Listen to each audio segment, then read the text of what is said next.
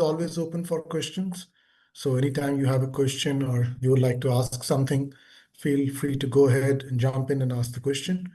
Don't wait for the session to end.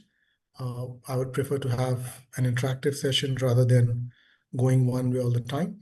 Hopefully we should be able to cover all the material, but even if we are not, that's fine.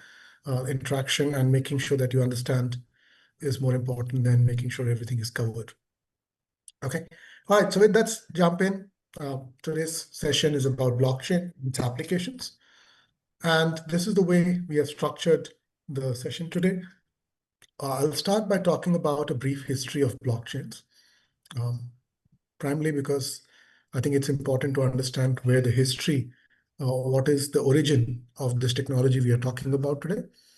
Then we are going to get into the second part of the session where we'll talk about how this technology works underneath the hood.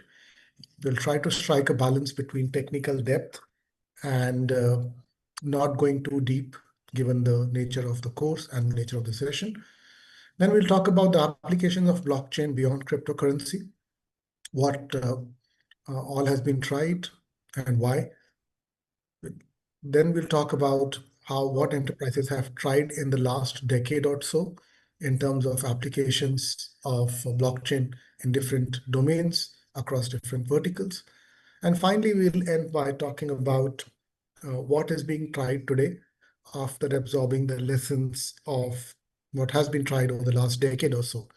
So what are companies working on today, right, which is asset tokenization. So that's the structure of the course. And as I said, if you have questions, feel free to jump in. If there's a problem with the audio, or if you prefer to rather chat, type in the question in your chat session.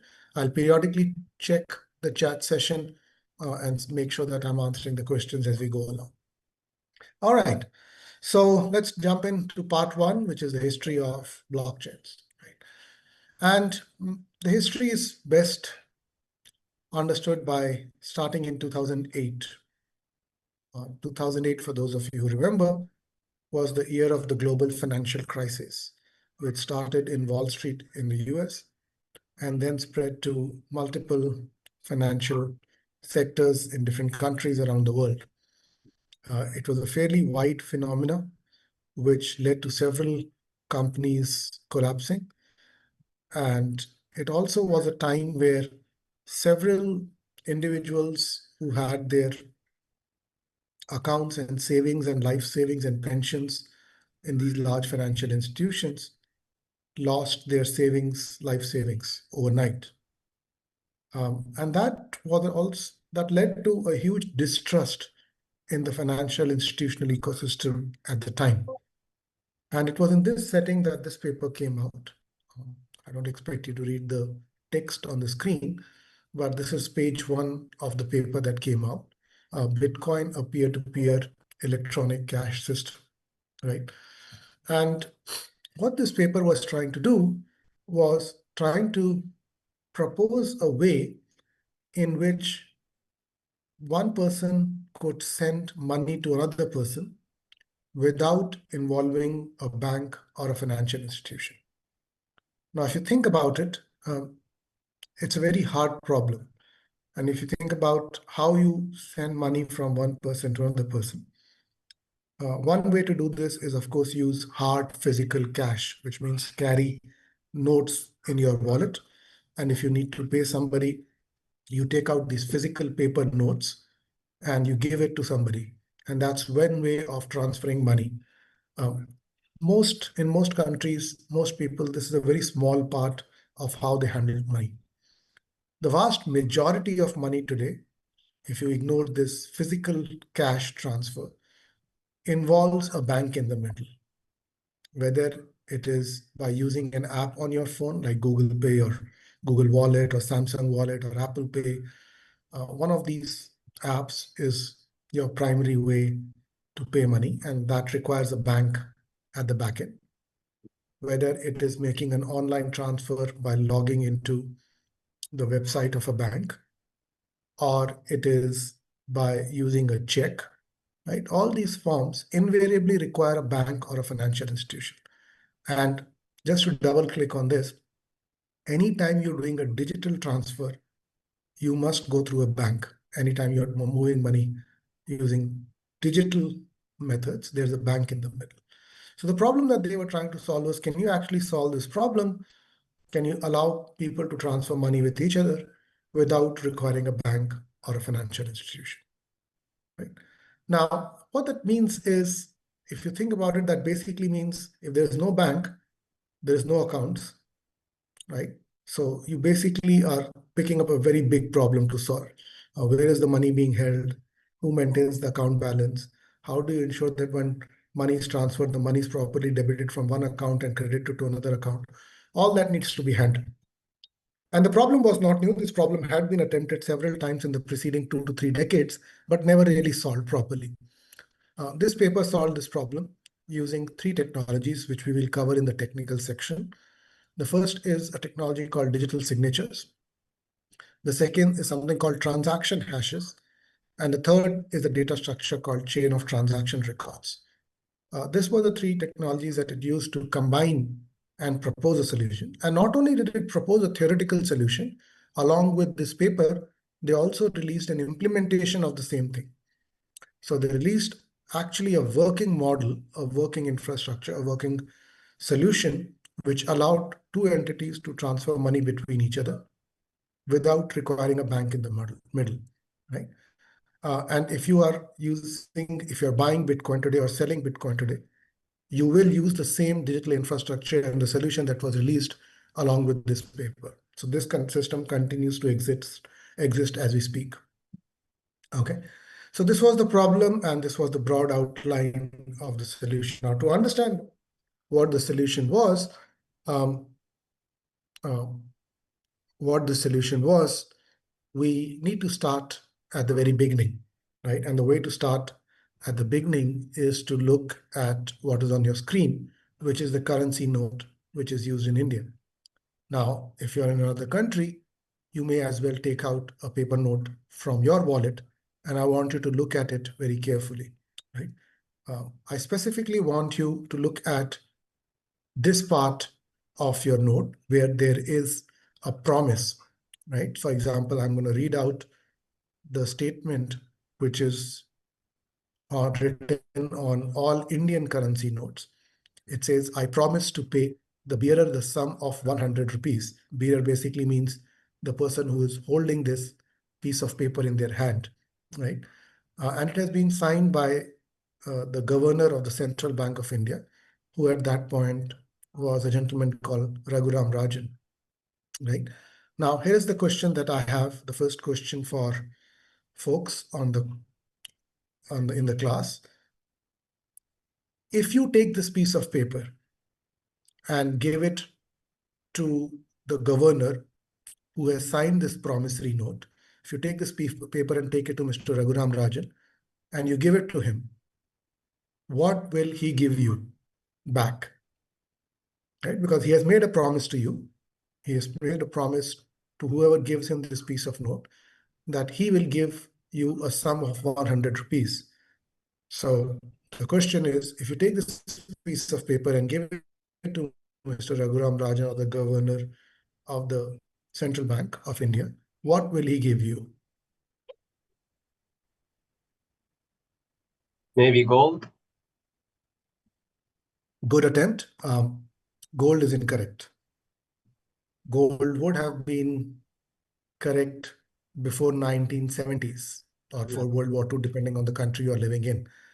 Because central bank currencies were backed by gold till somewhere between 1945 to 1970, depending on the country you are, depending on the country you live in. But today he will not give you gold.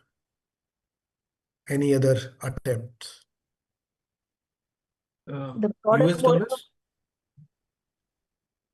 Sorry, go ahead. sorry, the product worth of 100 rupees. So That is also incorrect. The Central Bank of India governor is not a shopkeeper. You Okay. It cannot. will give you the ability to settle payments of debts. How will he give you that ability? Corresponding vendors Vendors. who What does that accept mean? How can? your suppliers will accept this paper as also a promise.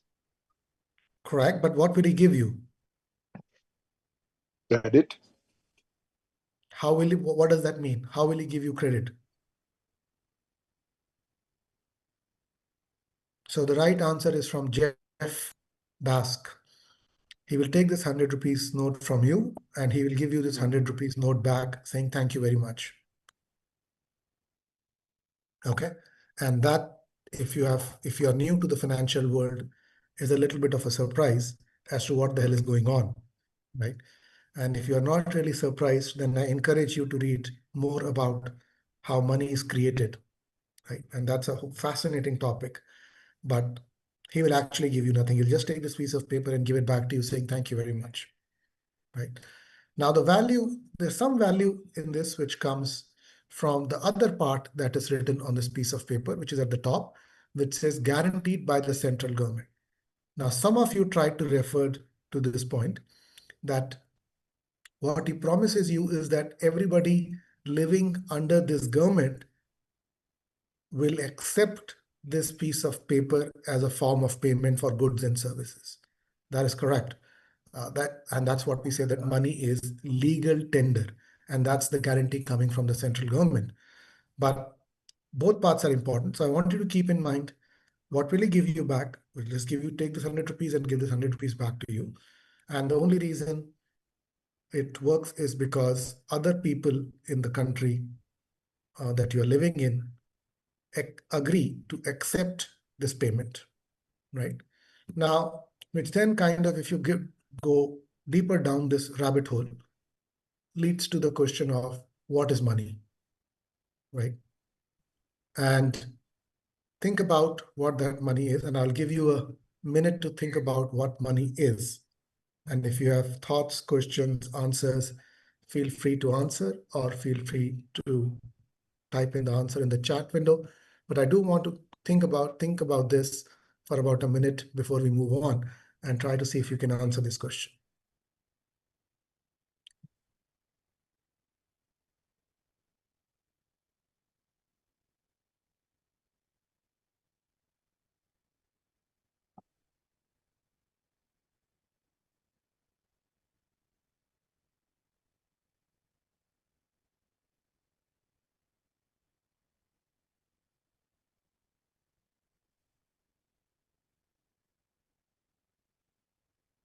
Okay, so hopefully you have had some time to think about it.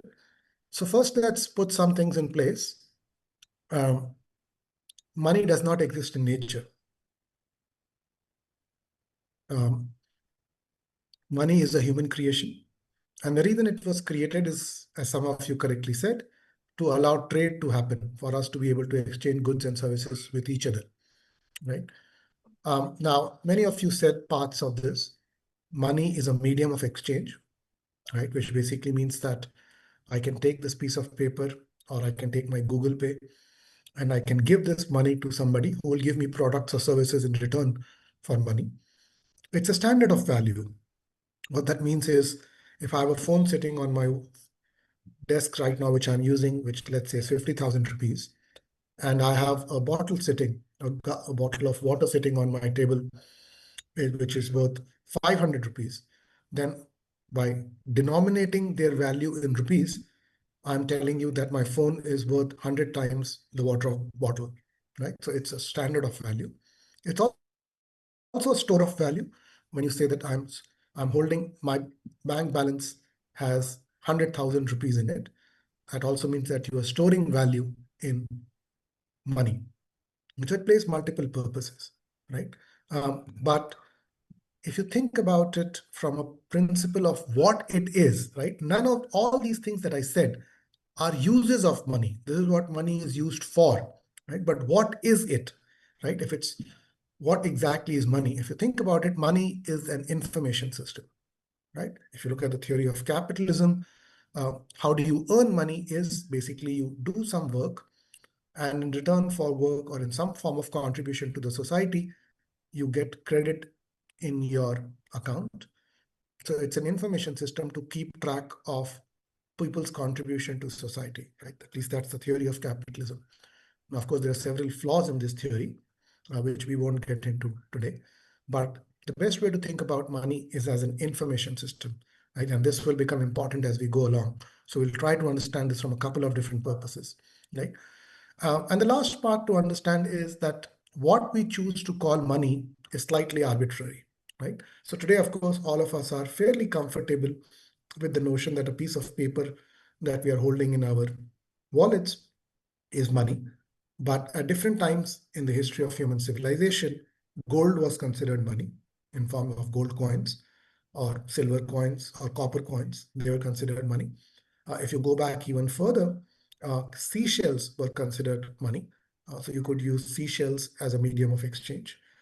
So there are at different points, different things have been called money.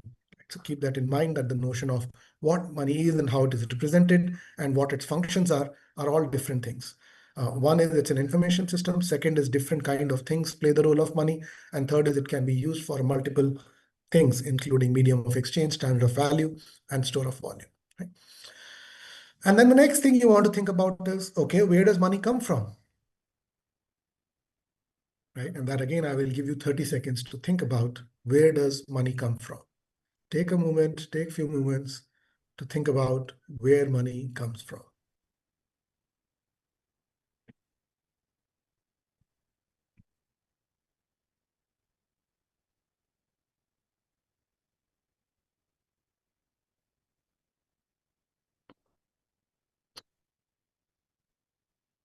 Okay, now to understand this in depth, first let's understand that money and cash, well, there are some sessions on the chat. Let me see.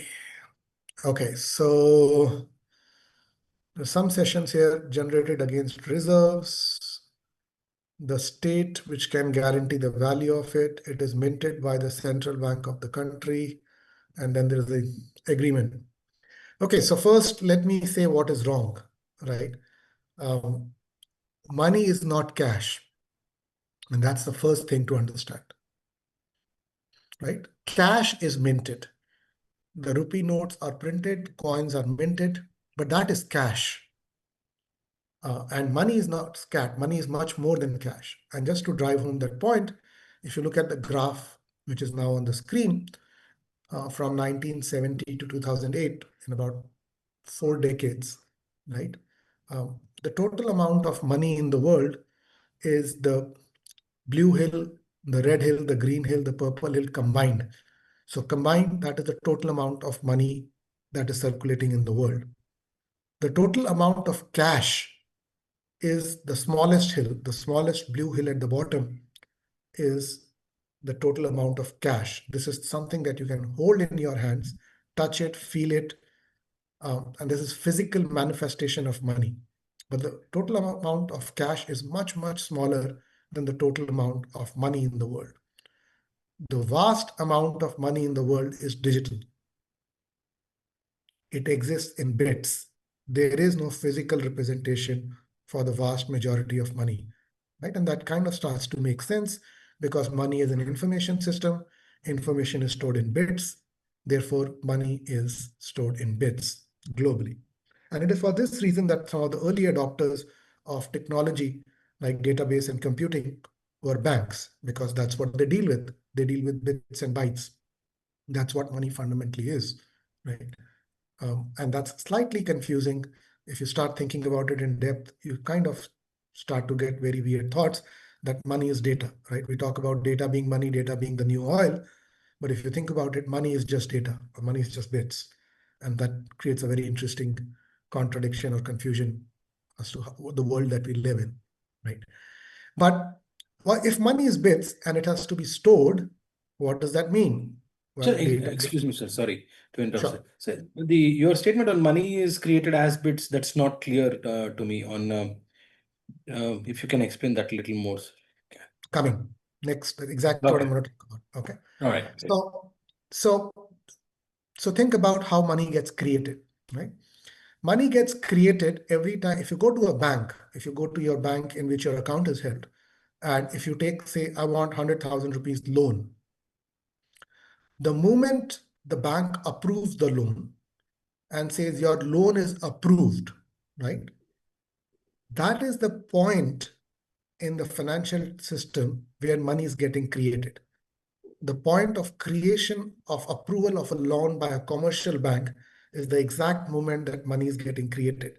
So in front of the ledger, in front of the database, in front of their books where your name is written under your account, when they say 100,000 is now in your account balance, that creation of that 100,000, the writing of 100,000 account in front of your account is the creation of money, right?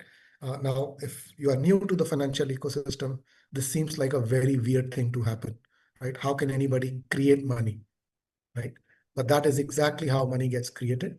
It gets created when a commercial bank extends a loan to you and writes in front of your account number 100,000, right? If you're interested in this, go read about fiat money and how it works. It's a whole topic in itself, right? But for the time being, our interest is to keep in mind that money is an information system. It is represented as bits, and if it's bits, then you need a database to store information about money or account balances, which means banks use databases to store information about money, like your account balance and transfers. And a database is just a ledger. So money is just an entry in a ledger. And that's the key thing that I want you to take away from this, right? And as I said, different things at different points in the history of human civilization, different things have served the purpose of acting as money. And this is really the key takeaway of what I've been talking about in the last 15 minutes, that money is just an entry in a database or a ledger. And therefore, if you go back to 2008, where a new form of money was created, or where a new form of money was trying to be created as electronic cash, which could be used for direct P2P transfer between two individuals without using a bank or a financial intermediary, creation a new form of money meant creation a new form of a ledger, right? Because in the traditional monetary ecosystem, the ledgers, the databases which keep record of who has how much money of all the transactions are the banks. But if you don't have the banks and you don't want to use the banks, you need to create a new form of ledger, which is not maintained by banks, but by someone else. So when people said we want to create a new form of money, they were basically talking about creating a new form of ledger. So the money that they created came to be known as cryptocurrency. Bitcoin was the first cryptocurrency. And the underlying ledger that they created was called blockchain. So cryptocurrency is the equivalent of money, and blockchain is the underlying ledger or underlying database technology that they created to enable the creation of this new form of money, right? So the question that they initially set out to solve was, can we create money that can be sent from one party to another without going through a financial institution? And that problem statement quickly translated into, can we create a ledger which can record transfers of money, quote unquote, cryptocurrency from one party to another without being controlled by a bank or a financial institution, right? Let me take a pause here and see if there are any questions before I move on.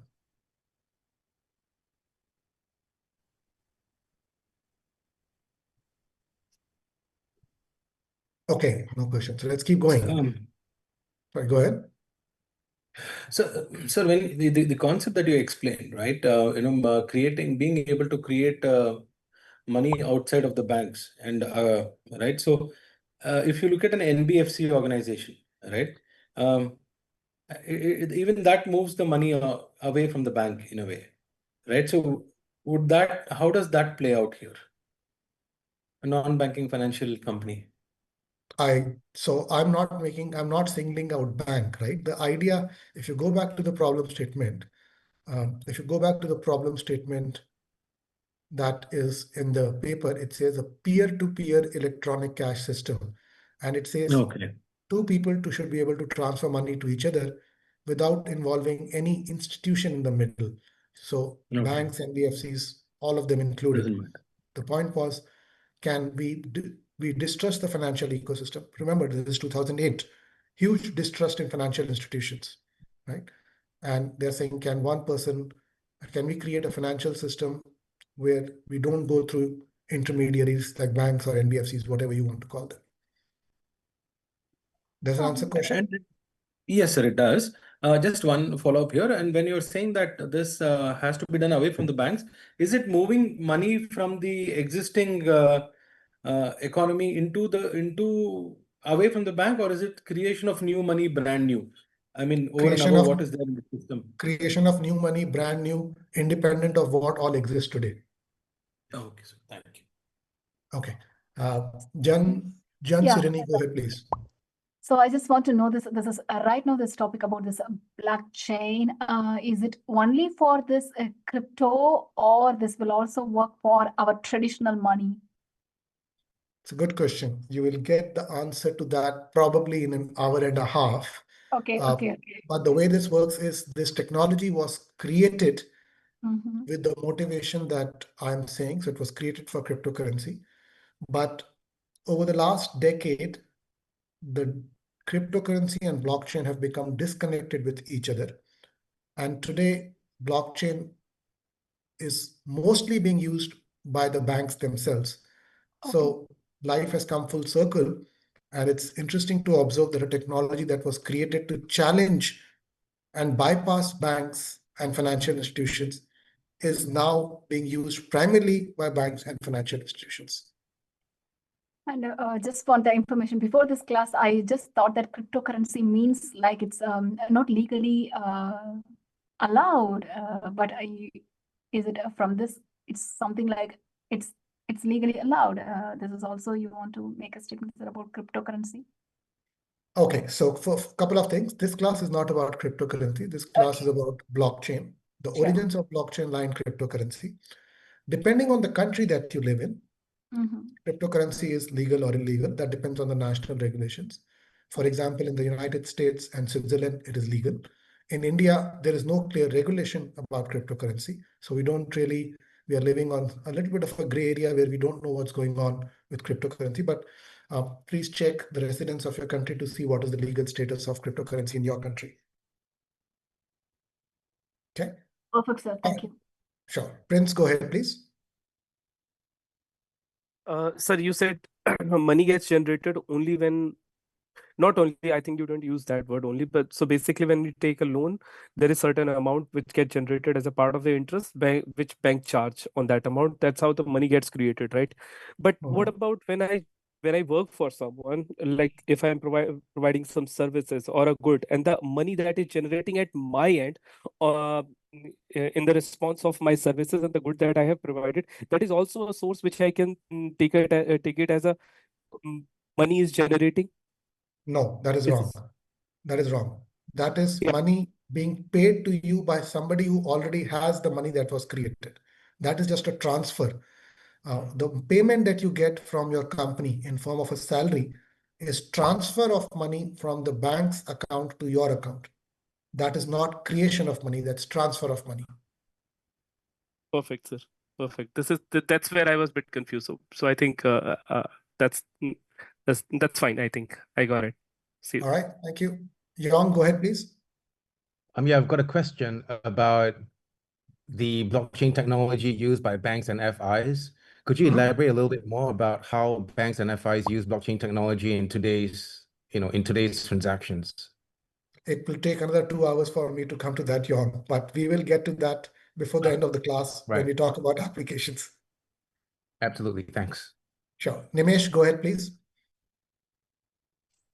Yeah, I just wanted to understand this a little bit better. So when we say money is being generated, so let's say I have 1 kg of potatoes and someone else has a 1 kg of onion.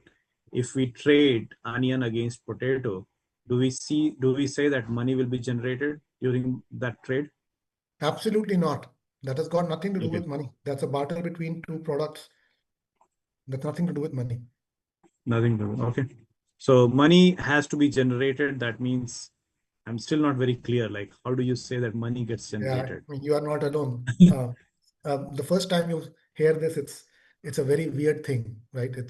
So I do recommend that you go back and open your ChatGPT, Gemini, Claude, whatever is your favorite tool, and start chatting with it about fiat money. This is called fiat money, FIAT, and ask about what is fiat money, how it is created, and you'll spend some time with your favorite chatbot, and hopefully you will get some answers. But I should caution you that it's a rabbit hole and it wakes you up to the world that we live in very interesting ways. Okay, thanks, Professor. Okay. Sure. All right, so let's keep going. So now what is the problem? We are trying to create, Nimesh, I think you're done. So if you can lower your hand so that we can continue. And I know that your question has been answered. Okay, let's jump in. So what are we trying to do? We are trying to create this new cryptocurrency. And in 2008, they were trying to create a new ledger. Now, what was the problem? Remember, they did not trust financial institutions and banks. So they said, we don't want banks and financial institutions. Well, if money is an information system and all money transactions and records are maintaining in a database and a ledger, and today's such databases and ledgers are maintained by banks, and if you are saying we don't want banks, then the fundamental question is, who will maintain this ledger? Who will maintain this database? Who will be the custodian of this ledger, which will record the account balances of different people, different entities, who will keep a record of all the transactions, right? Who is it that will maintain this ledger? Well, if you come up with an answer, a naive answer saying we'll create a new entity which will be the owner of this ledger and maintain this ledger, you haven't really solved the problem. You have just created a new bank or you've created a new financial institution. That's not what they wanted to do. So the answer that they came up was that we will create a ledger which is not controlled by anyone, right? And the trick is to understand the word anyone. The word anyone does not mean no one, right? What they're basically saying is that we will create a ledger which is not controlled by any single entity, right? And that is what blockchain is. It is a universal public ledger which is not controlled by any single entity. Okay. Now we'll go into what that means, but now it's time to kind of draw the parallels. Just like you have money and you have bank ledgers, which are a critical part of running a monetary system, you have cryptocurrencies and you have blockchain. Bank ledgers are the databases or the ledgers in which money records are kept, including accounts and transfers. Blockchain is the ledger or the database in which cryptocurrencies records are kept and all transactions are recorded. Okay. So how do you create a ledger which is not controlled by any single entity? Well, you have multiple entities controlling it, and that is the blockchain network, right? A blockchain network is basically a set of nodes, a set of computing nodes, which multiple people are running, and together they take ownership of the security of the ledger, of the authenticity of the ledger. And they use technology, the key technology being cryptography, to secure and verify the transactions which are being recorded in this ledger to ensure that this ledger is trusted by anyone in the world. And the fact that cryptography is being used is where the word crypto comes from, right? The crypto and cryptocurrencies is about cryptography, right? Which is a field of mathematics and computer science. So there's also a whole story and whole theory, game theory and economics behind how this currency gets created, right?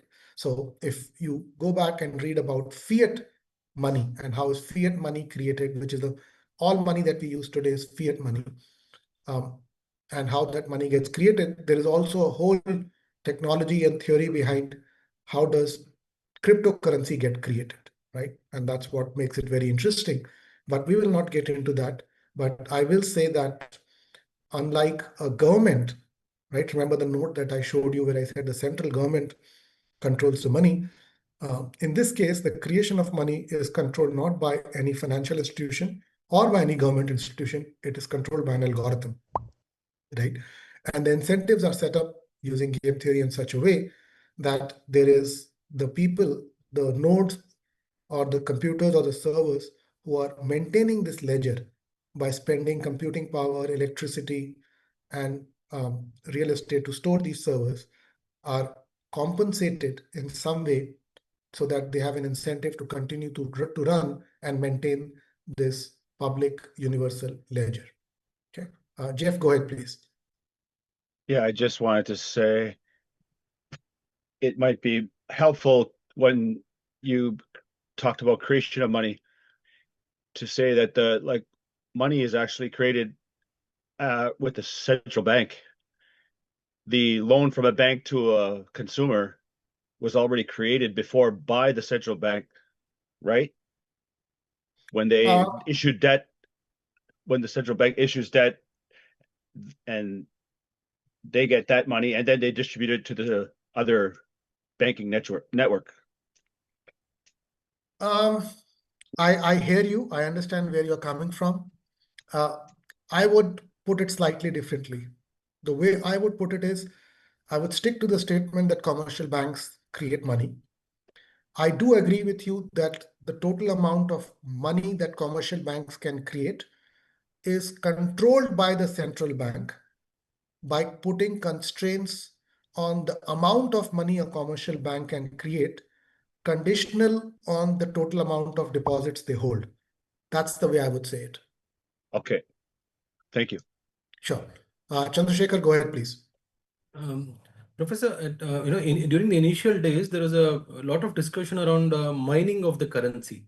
Would you be covering that, sir, at some point, or No, we won't be, because this is, again, I emphasize, this is not a lecture about cryptocurrencies. If I was talking about cryptocurrencies, I would have gone into that.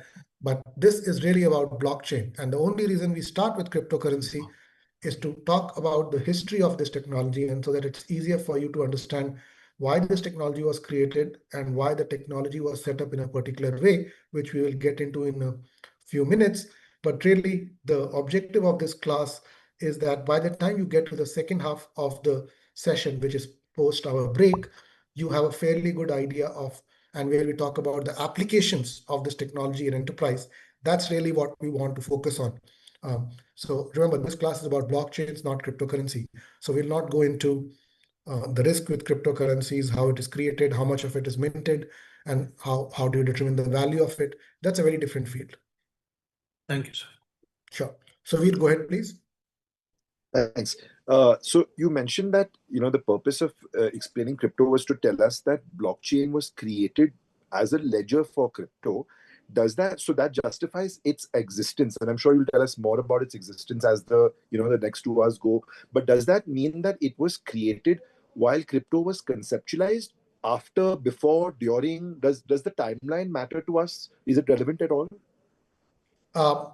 Timeline does not matter, but I can answer it very quickly. Sure. It is the moment cryptocurrency gets created is the moment blockchain gets created. It is the exact same moment. Remember, I said that the original paper was not just a paper. It was released with a functional implementation of Bitcoin. So the both things happen simultaneously. The release of the paper and the release of the system happen simultaneously.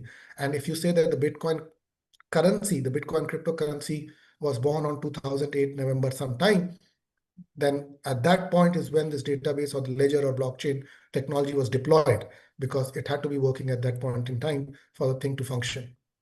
Got it. So effectively what you're saying is the currency cannot exist in the absence of the ledger. The ledger is blockchain, therefore they coexist simultaneously at all points of time. That's correct. Got it. Thank you. Okay. So now, if you go slightly deeper into this, and some of you are interested in how banks use it, how financial institutions use it.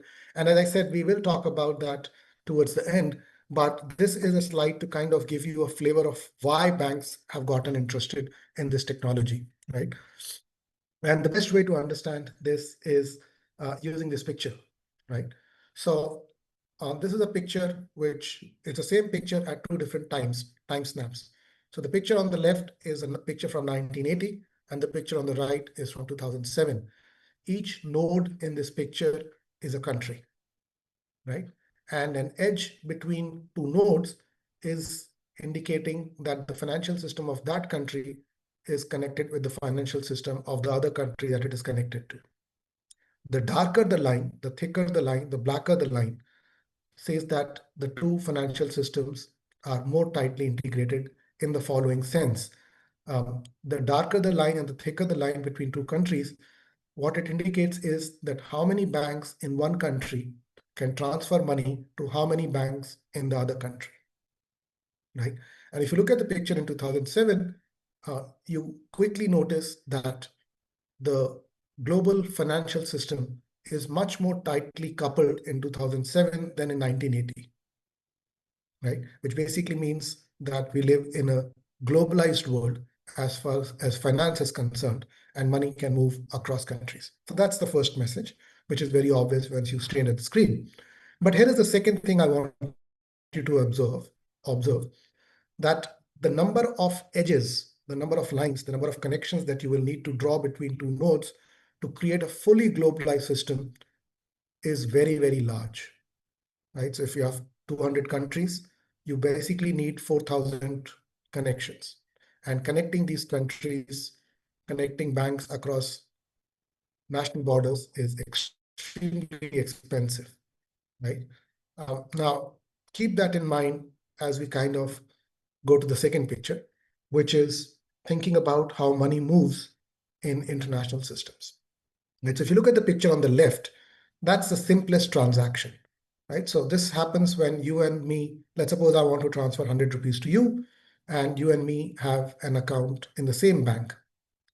This is one of the simplest transactions, because if I have to transfer 100 rupees to you, there's only one database, there's only one ledger, which is maintained by the bank. So bank reduces the account balance, my account balance, and increases your account balance. There's one entity involved, one database, one ledger, works beautifully. Now, if I have an account in one bank and you have an account in the same country, but in a different bank, these two banks are typically connected to each other using some sort of a software. The most popular software is called Swift, and this also works reasonably nicely depending on the country that you live in. But the two banks coordinate to make sure that when the first bank is reducing the account balance in front of my name, the second bank at the same moment in sync atomically is increasing the account balance in front of your name. Right? Things start to get more complicated when I'm in one country and you are in another country. In this case, moving money is not that easy for a variety of reasons, right? Because the bank that I have an account with may not be directly connected to the bank that you have an account in another country, right? And that's why, and also because there are national laws against how much money you can move in and out of the country. And in these cases, today, the system includes something called clearing houses, which are centralized agencies and entities which are controlled and governed by the central bank and the national laws and regulation, which carry out these international transfers of money. And therefore, if you have ever moved money across international borders, it's a fairly long process. It takes anywhere from 48 hours to 96 hours, depending the country you are living in. But fairly long process, and your bank may not be directly connected, so you have to go through a clearinghouse. Now, think about what's going on in the first three panels. You are basically trying to make two databases talk to each other. And the number of databases that have to talk to each other, as I said, will grow as the square of the number of nodes that you are trying to connect. So even if every country had a single bank, just one bank per country, and there are approximately 200 countries in the world, you will have to build 4,000 connections. If there are 10 banks per country, then the number goes to 4 million. So just the number of connections that you have to build between different databases or different banks grows very, very quickly as you start to have many, many banks across many, many countries. But if you had a universal public ledger like blockchain, which different banks could use, you could instantaneously move money across international borders without requiring a clearinghouse or without requiring a software like Swift, right? Because there's just one public ledger, and that is what banks are interested in. Banks are interested in the underlying blockchain or underlying ledger technology or underlying distributed ledger technology, not really in the cryptocurrency per se, right? Let me just see the chat window. Okay, so that's what the interest of blockchain's financial institution is. So with that, we have a definition of blockchain. What is a blockchain? A blockchain is a universal, public, ledger or database, which is not maintained by any single entity. So if you look at the picture on the bottom half of the screen, what we are showing here is the blockchain network, where each node here is a computer or a server, and these are all connected to each other in some sort of a network. And each of these nodes maintains a copy of this ledger or database. There's no single entity in charge. A node, a network of nodes, a network of computers maintains this ledger. So it's a universal public ledger replicated on multiple nodes in a network, which was created to record cryptocurrency transaction.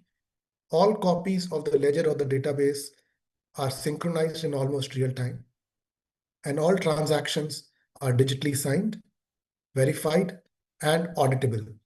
And that's what a blockchain is. So we have our first definition of what we are trying to understand. I'll take a pause here to see if there are any questions before I move on.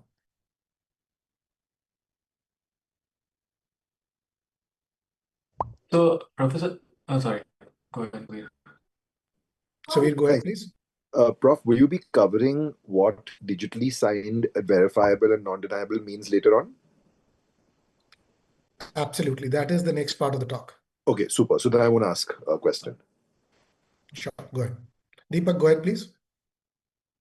Professor, just a quick question on this whole network is that every computer needs to be connected to each other. Like it seems like in this, if I have to transfer from one to another computer, that the connection has to be always there. No, that is The incorrect. process. It's not a full, what you're asking for is, does every node need to be connected to every other node? The answer Yeah. is absolutely not. You need to be connected to at least one node. Okay. And in that sense, that it just creates a continuous network, as in, if I'm connected, like if let's say I'm transferring money or doing a crypto trade, it's just going to be, I can do it with whomever, but it just needs that connection throughout, right? So that's what I'm a bit confused about. So as long as you're connected to any single node, you Okay. can trade with any other node, any node in the graph. Got it. So you just need to be connected with one node, and the underlying system is set up in such a way that as long as you are connected to one node in the network, you are able to transfer money to any node in the network. And the knowledge of how much is held at, in my account versus another account, like where is that knowledge? It seems like it's not centralized, but yeah, okay. Coming. Chandrasekhar, go ahead. Sir, the synchronization is, when you say it's almost real time, is it to be governed, or is it a technology which takes care of it? Technology. Okay, sir. Thank you. Okay. Andy, go ahead, please. So if there are fewer and fewer people use this blockchain, the efficiency or the reliability will be lower and lower. If more people use, even more security, right? That is correct. So if only just one people using this, there's just users. So the more nodes in the network, the more secure the system becomes. Okay, thank you. Sure. Chandrasekhar, if you're not done, you can probably lower your hand. Same with Andy, so that we can move on. Okay, all right. Okay, there's also a question from Sam on how are conflicts resolved. I think that will become clearer as we go along. So let's continue, right? So we are now with the definition of blockchain, we are going to the next set of questions about how does this thing work? There's another question. Prince, go ahead, please. Well, sir, as looking at the picture that we had on the last slide, it looked like a very dense network where thousands of nodes are running across different regions, and there is a database which actually managing the communication across one node to another. And that's where I feel because Sorry, I need to interrupt. The database cannot manage communication. Every node has a copy of the database, and the network is the connection which is a layer on top of the internet. But here, I see in case if there is a security concerns comes, then who is the governing authority who actually maintain the security across the communication that is happening? So if I'm from Australia, I'm sending a money to my to someone into India, and in between there is a security concern comes in. Maybe my data is traveling from one node to another node, and that's where someone actually change that. So who is the responsible or the governing authority who can help me to ensure that my uh, transaction which I am initiating will be secure? Okay, there is no governing authority, full stop. Okay, the security, the verifiability, the auditability, the trust is created using algorithms and technology. And the key algorithms and technology is based on cryptography. Okay, so Does that answer the question? So is it like encryptions and decryption that happens where the public and private keys are utilized to make sure that if my data is traveling from one node to another node, it will hold some encryptions, and then once it reach to its destination, then it will decrypt it accordingly uh, into home node where my data needs to be stay. It's not encryption or decryption, it's transaction hash, which is what I'm about to get into when I say how Okay. blockchains. Okay, got it. Well, so Jeff says software is the governor, which is not a bad way of thinking about it. It's algorithms, but it's basically software. The whole system is governed using software. There is no entity which is in charge. And that was the original purpose. We were trying to design a system where there is no centralized institution or bank or financial institution. We wanted it to be all taken care by technology and algorithms. Right? So remember, that was the objective. Okay, so here is a quick cryptography refresher or introduction if you have not studied it before. It's a non-technical introduction. I'll try to keep it as simple as possible, right? So what is the key concept that we want to understand in cryptography is called hash functions. Okay, so what is a hash function? Hash function takes as input any document, right? So you can give it any document you want. The document could be 1 page, or it could be 1,000,000 pages. It could contain text, it could contain images, it could contain whatever you want.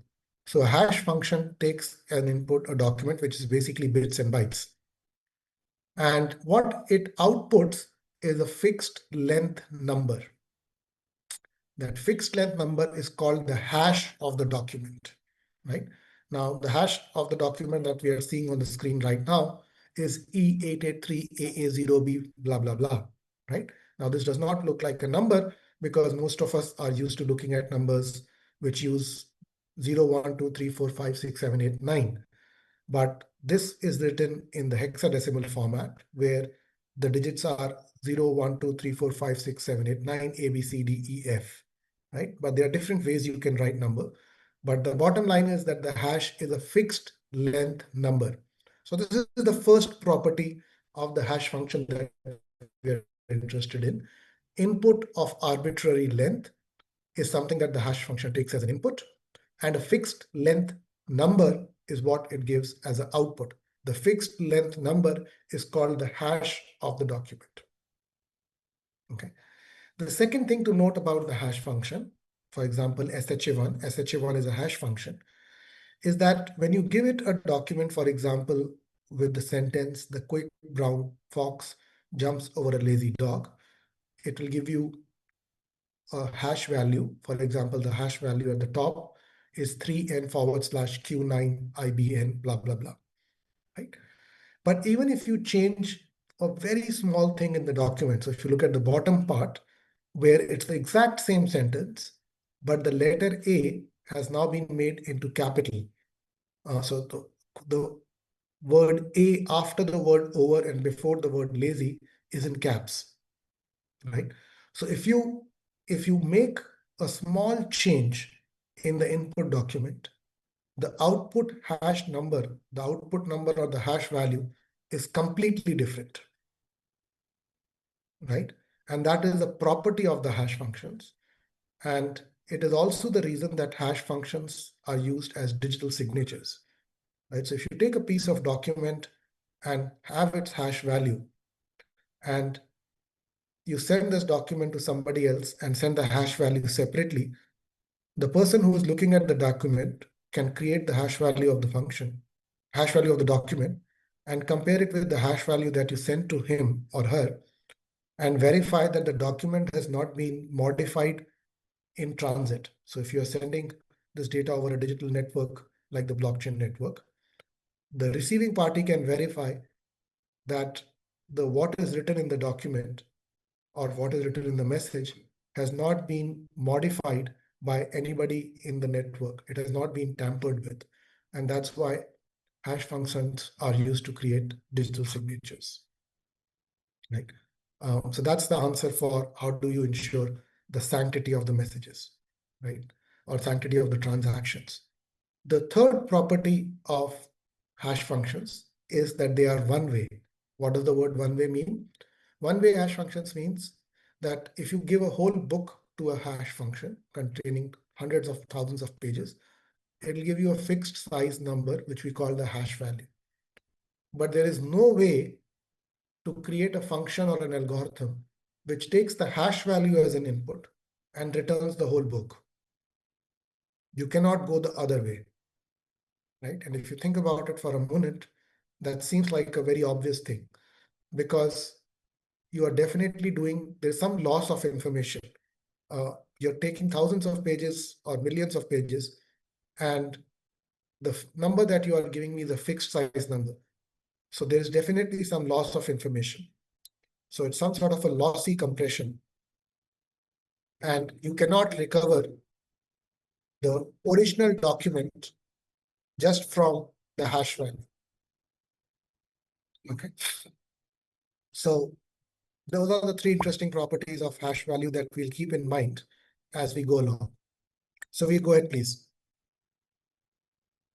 Prof, what's meant by fixed length when you've used the phrase fixed length 3 times now? What does that mean? So if you give it one page, a document worth one page, let's suppose how many digits are in the number, let's say 256. So if you give it one page document, it will give you a 256 size number, 256 digit number. If you give it 1,000,000 pages in a document, it will still give you the same 256 size number. It will be a different number, of course, but it will still be 256 digits. So the number of 256, got it. Is 256 just an example that you're giving me right now? That's correct. That's correct. Got it. So depending on the type of cryptography, the number of digits would vary, and in that same style, the number of digits would be consistent irrespective of the value of the input document. That's correct. Got it. Thank you. Chandrasekhar, go ahead, please. So, historically, has there been any concerns with loss of data or inaccuracies with these conversions, because it's only one way and cannot be reconciled? Correct, but I'm not sure how you're phrasing the question, right? I'm not saying that. So this is the digital signature, right? So if you have to send the information in the book or information in the document to somebody, I'm not suggesting that you send the hash and they try to recover it. You still have to send the document to the other person. The purpose of the hash is to ensure that the other person, once you share the hash with them, can verify that the document has not been tampered with in transit. So in what sense are you asking the question is not Got clear? it. No, I think this helps. I'm clear. Thank you. Sure. Okay. All right. So let's carry on. There is a deviation here, which again, I don't want to spend too much time on, but for those of you who are interested in the cryptocurrency aspect of this, and how money gets created and how the underlying nodes are incentivized to continue to maintain the distributed ledger, the notion of Bitcoin mining, if you are interested in, please go and look at something called proof of work, which also uses hash functions. So if you're interested in that part, hopefully this introduction of hash functions should give you enough grounding to go down and explore how minting works. So I'm not going to talk about minting of cryptocurrencies because, as I said, this is not a cryptocurrency class. But if you understand the hash functions on the screen, you should be able to understand proof of work on how cryptocurrency minting works. So with that, we move on. Okay.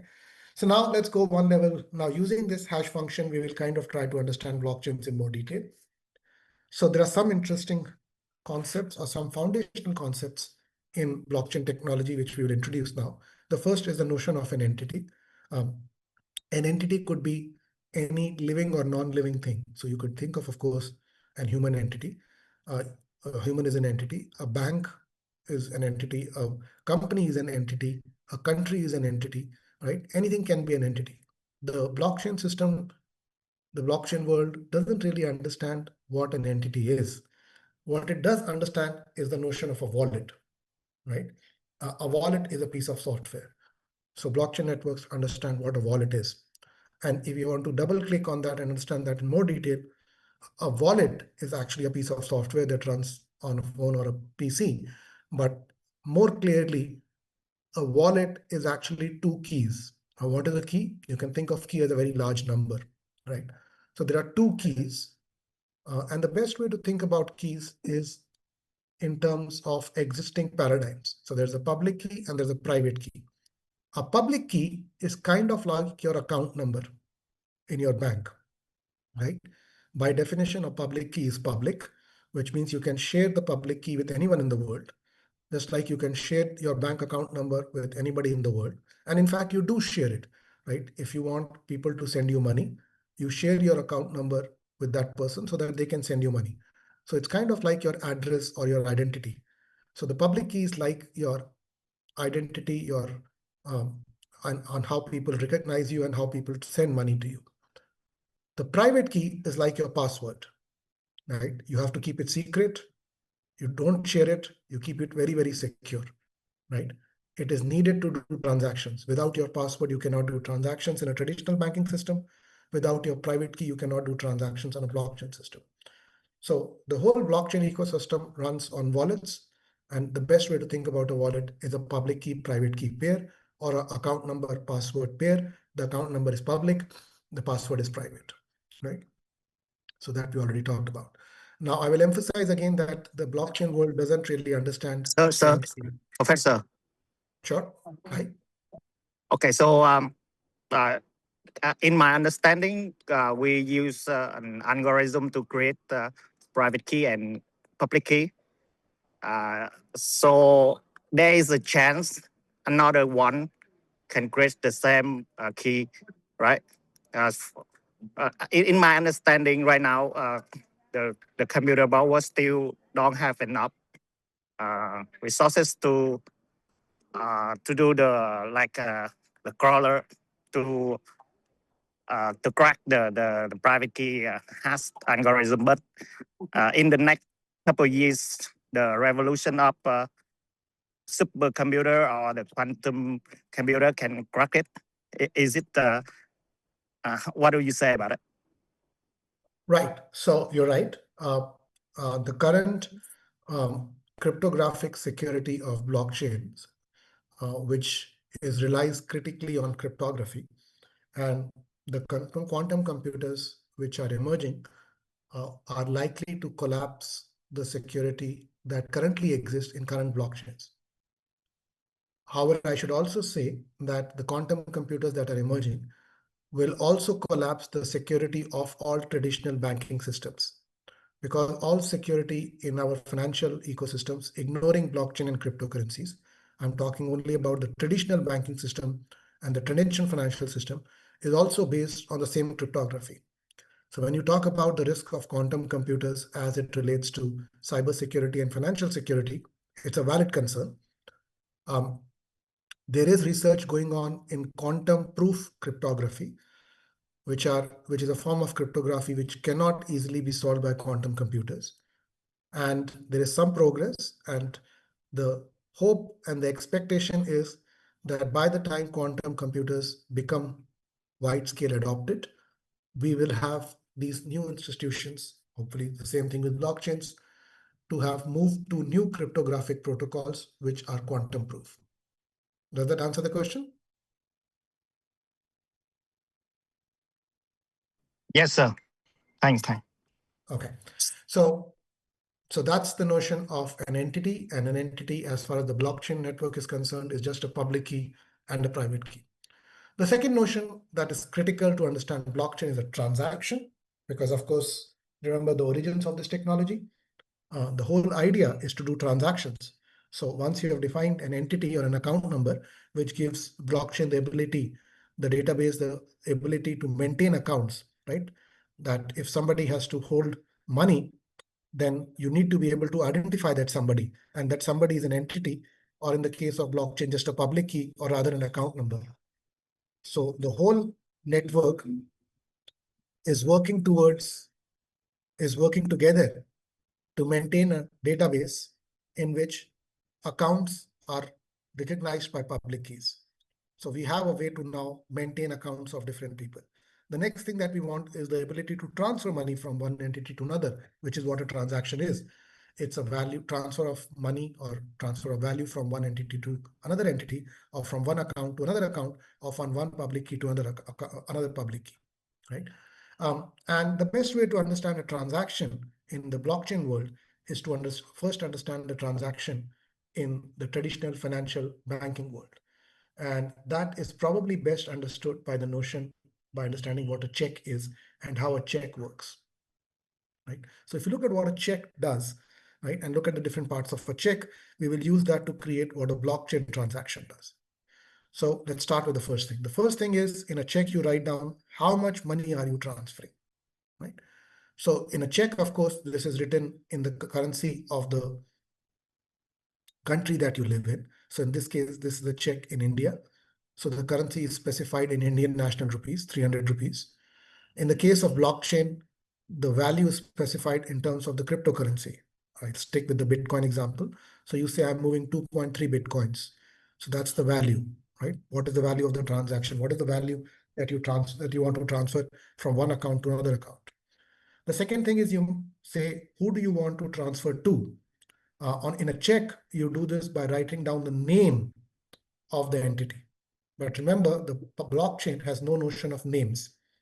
They only understand account numbers or public key.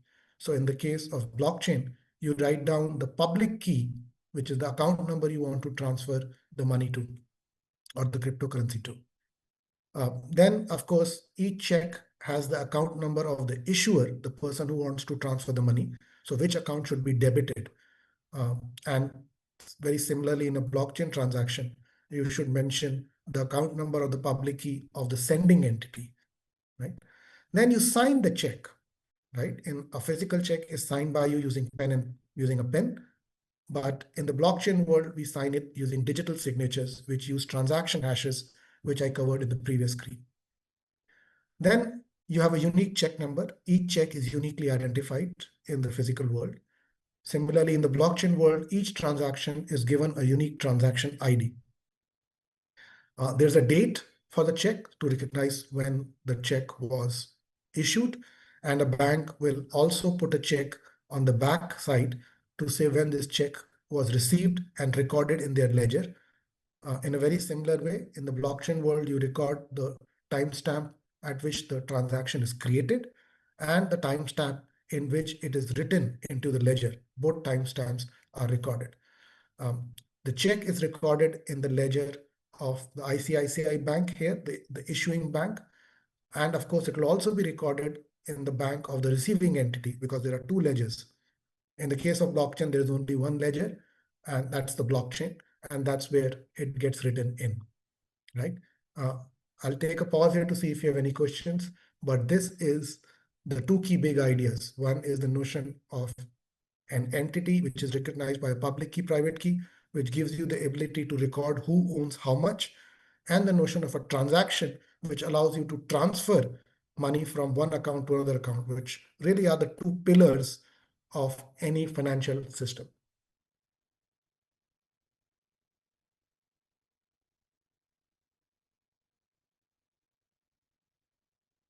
So, question I had was, you mentioned the hash concept in the previous slide. Where does this come in when the transaction is happening? You know, when exchanging these keys during the transaction, like when you Sorry, say. I didn't understand the question. Can you try rephrasing the question? So you said that, you know, when you have an account number, it's converted to like a fixed digit. I didn't mean like the account number, but like when the information is moving from the receiver to the sender, where does the concept of the fixed fixed digit hash come into this whole transaction? Where does that figure? Like, how does that make it? What aspects are actually converted into hash and then, you know, exchanged between both parties? If you remember the bullet number 4, the signature, right? The signature is you authorizing the transfer of money. So if you are issuing a check, you must sign it. Right. Just like in a very similar manner, if you're issuing a blockchain transaction, you must sign it, you must approve it, but you cannot sign it using a pen. So you sign it using your private key. And when you say sign it using your private key, which we mean is digitally sign it with your private key. But digital signage uses the hash. So what you do is you take all the information that we said in the first 3 bullets, which is the cryptocurrency value, the receiving party account number, the sending party account number, the transaction ID, the timestamps, and you hash the whole thing. And you attach that hash value to the whole message, so that any node in the network looks at it and can verify that this transaction was in fact issued by the sender whose account has to be debited. Okay. Yeah. And then it gets recorded in the universal ledger. Okay. That's correct. I just want to understand. Sorry, hold on. Deepak, are you good to go? Yeah, I'm good. Thank you, sir. Okay. Savir, go ahead, please.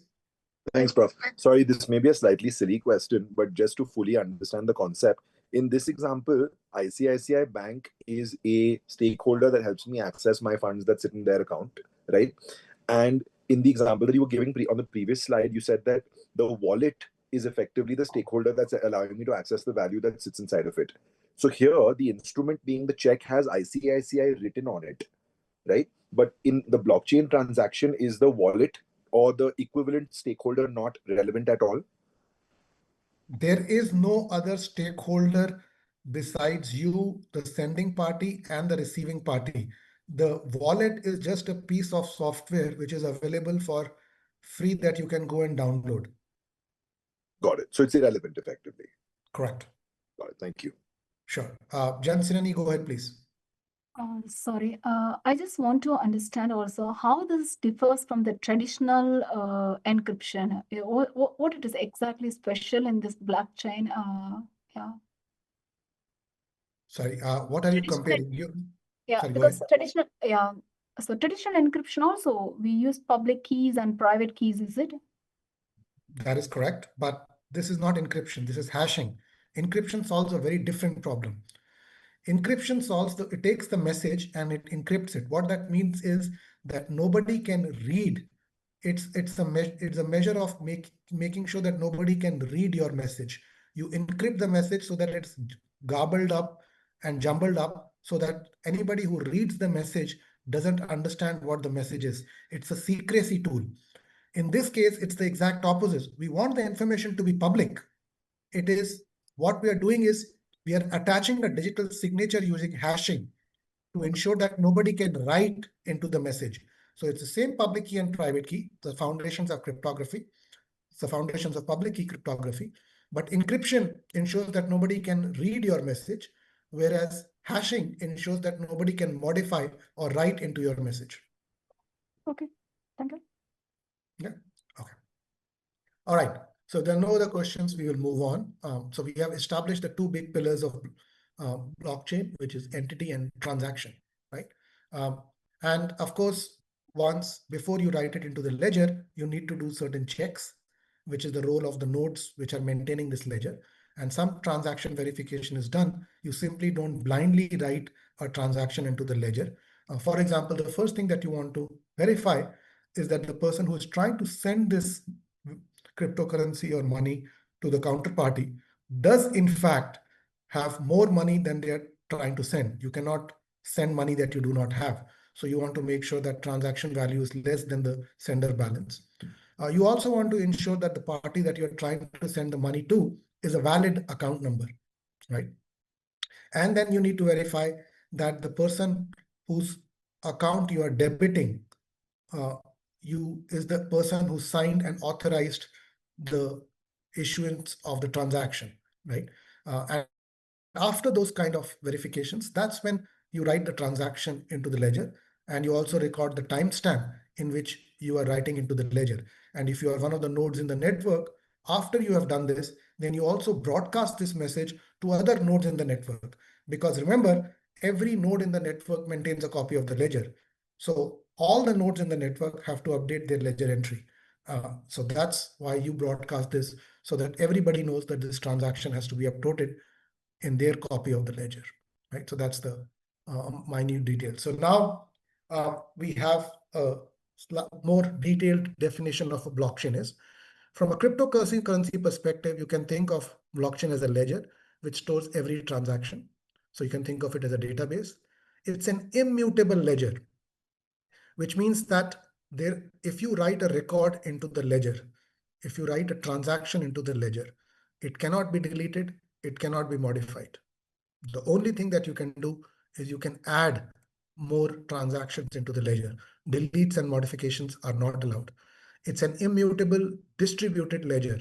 Remember that every node in the network maintains a copy of the ledger. It's an immutable distributed open ledger, which means in the original, at least blockchain, any node can connect and become a part of the network. So you can go and download a piece of software and join this network, and you will become a part of this ledger ecosystem. So the definition, a second definition of blockchain is, a blockchain is an immutable, append-only, distributed, open ledger, right? Here's the computer science view of blockchain, right? This is what a blockchain really looks like. If you want to open up the database and see how transactions are recorded, this is how they are recorded. It's literally blocks.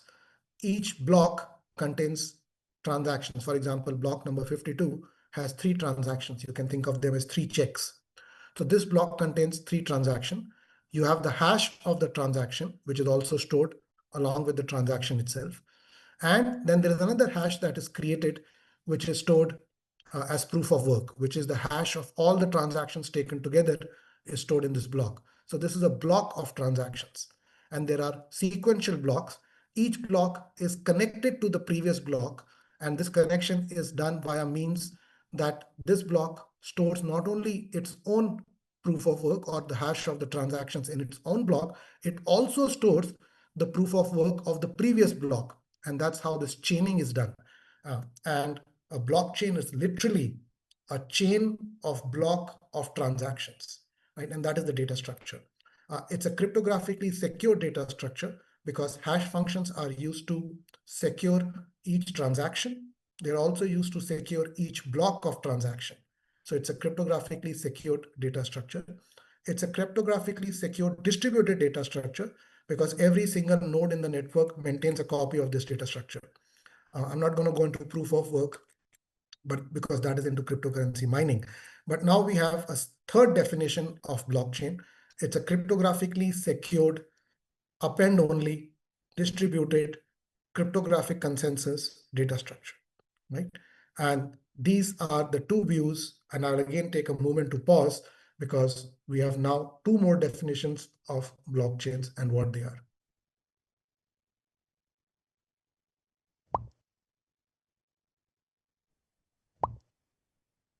Deepak, go ahead, please. So, in this, you define blocks and the transactions within the blocks. Do these mean when you say block, it is block of like a certain account, or it's just what are the transactions in that block? Do they relate to a certain entity? And also, a follow to that is when you say previous block, like how is one block decided? How is the previous block decided? Like how is the sequencing kind of decided? Sure. Each transaction, think of each transaction as a check. Think of this as the database maintained by the universal bank or the universal ledger. So the transactions don't necessarily come from the same entity. These could be transactions between any two parties in the world. Each transaction is separate. To your question about the sequence, it's first come, first serve, right?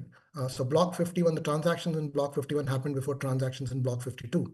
The way you want to think about this is, how does a bank keep a record of all the transactions, right? Sequentially, it's a first come, first served. First, the checks are entered into the ledger in the order they are received, right? Pretty much, with some exception scenario, but as a first level of approximation is first come, first serve. And the exact same thing in the blockchain ledger. Transactions are recorded into the ledger on a first come, first serve basis, and they're combined to create blocks. A block is a data structure. And when I say you can fairly reasonably assume that the transactions in block 52 happened after transactions in block 51. Got it. And so, just in terms of like when you say it's an open transaction ledger, if I join the network and I'm one of the nodes, can I see transactions for everyone? And will it make sense to me? That's a good point. Yes, you can see all transactions. It's an open ledger. But remember, all you can see are transactions between account numbers. You have no way to understand who is the real world entity behind an account number. So it's just numbers that you will see. You will see that this account number has moved this much money to this account number. That's all public information. But what you don't have is who's the real life entity behind this account number. Okay, got it. Thank you, sir. Sure. Jen Sirini, go ahead, please. Thank you, sir. So I just want to know that, okay, this blockchain is only used for the banking, because right now you can see like in the older sessions, like show one of the use case like healthcare industries where the patients' informations are stored. It's a very sensible information and it should not be released to public. And is there any possibilities then we can also use this blockchain? This hashing into these kind of informations, data flow between this, in the healthcare industries. Do you have any other examples other than this finance or banking?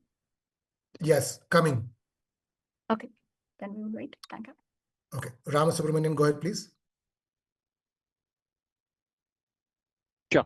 So just to like from a summarization, so in a bank, the transactions are stored by the bank or the server, but in this case, in blockchain, the distributed is stored across the nodes, wherein all the transactions are being connected one to other. So pretty much with the hash key that's there.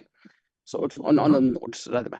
So the question is, how does I don't have money in my account, but how does it stop me from raising a transaction to transfer the money? So what is the checks and controls over here? A bit curious. So if you remember this slide, where I said that transactions have to be verified before they are recorded in the ledger, and each node which runs a copy of the ledger runs software which has to do transaction verification before it gets written into the ledger. The first bullet point was transaction value has to be less than the center balance or less than or equal to. Yeah. Okay. All right, so let's keep going. We are slightly behind schedule. Hopefully we'll catch up. So this is something that will go quickly. So if you have to transfer, if entity one has to transfer money or value to entity B, it basically sends a broadcast message. And hopefully this broadcast message, if you're not disconnected from the network, reaches one of the nodes. This node does a bunch of transaction validations and then records it into the ledger by hashing it and adding it to a block. It then broadcasts this message to other nodes in the network who also update a copy of their ledger. Right? That's basically overall view of whatever we have been talking about so far. Okay, so now we will start moving on to something that a lot of you have been asking about is it only banks and money and cryptocurrency? No, it isn't, right? Once around this technology, as I said, the first paper was in 2008. By 2014, 2015, people realized that the cryptocurrency was only one of the applications of this interesting ledger that had been created. And even though the original conception of blockchain was as a universal public ledger, which was replicated on multiple nodes to record cryptocurrency transactions, you could use the same ledger to record anything else, not just cryptocurrency transactions. And that is how the blockchain technology gets decoupled from cryptocurrency. And the first kind of applications that get created on blockchain without cryptocurrencies are called asset registries, right? Now, what is an asset registry? Asset registry is the best way to understand this is think about if you own a home or a house or a flat or an apartment, when you buy the house or when you sell the house, you have to register your sale deed at some government institution. Right now, take a moment to think about what are you doing? Why are you doing that? Right? The registrar's office is basically, again, a database maintaining entity, pretty much like a bank. It's a database maintaining entity where when you record a sale deed into the ledger, you are basically updating, you are going to this entity, you're going to this legal entity called the registrar's office, and you are updating that registry with the ownership information of that particular piece of house, land, or flat. Right? You're basically saying, I own this. So a registry is simply a record or a database. And it has pretty much the same needs that blockchain provides. So a lot of work, a lot of pilots between 2015 and 2020 happened to move land registries of the countries onto a blockchain.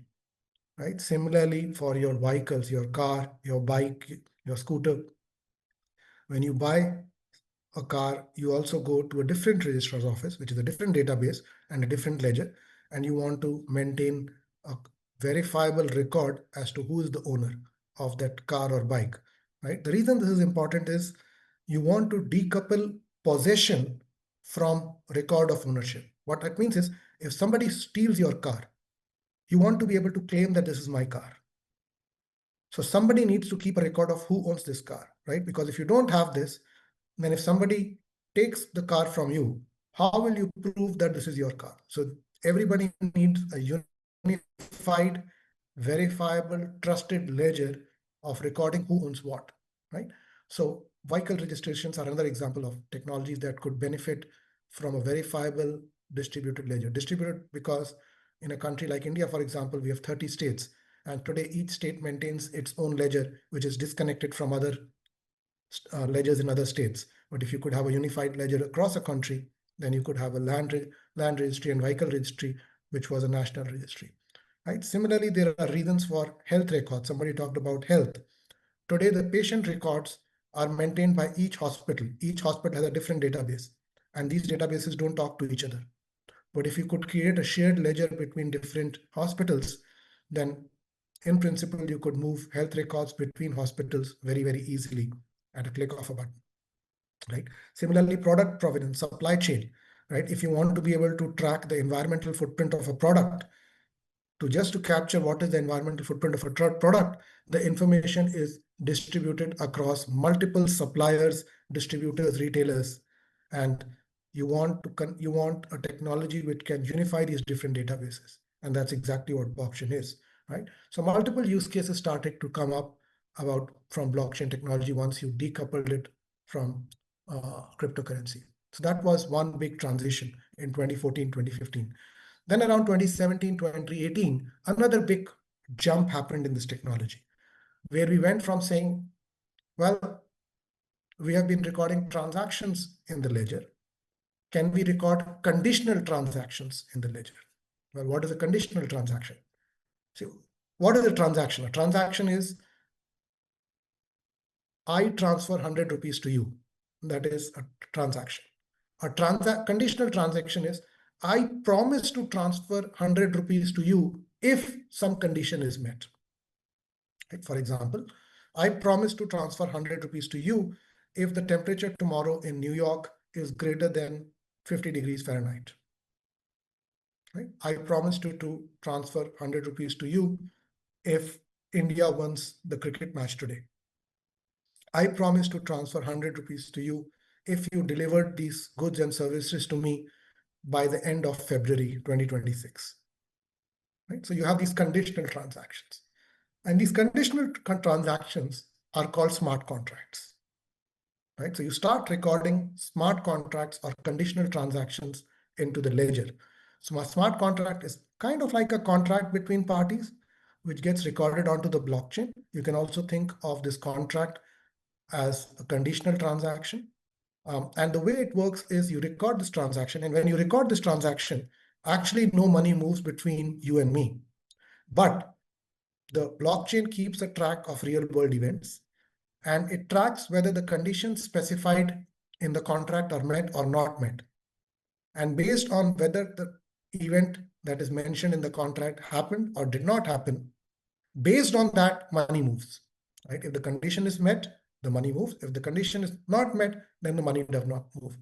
And one of the benefits and one of the attractions of smart contracts is they make transactions, they make contracts enforceable, automatically enforceable, and they make such contracts auditable.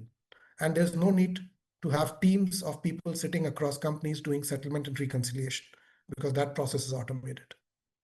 Right? So that's where another big jump happens in 2017, 2018 in the blockchain technology with smart contracts.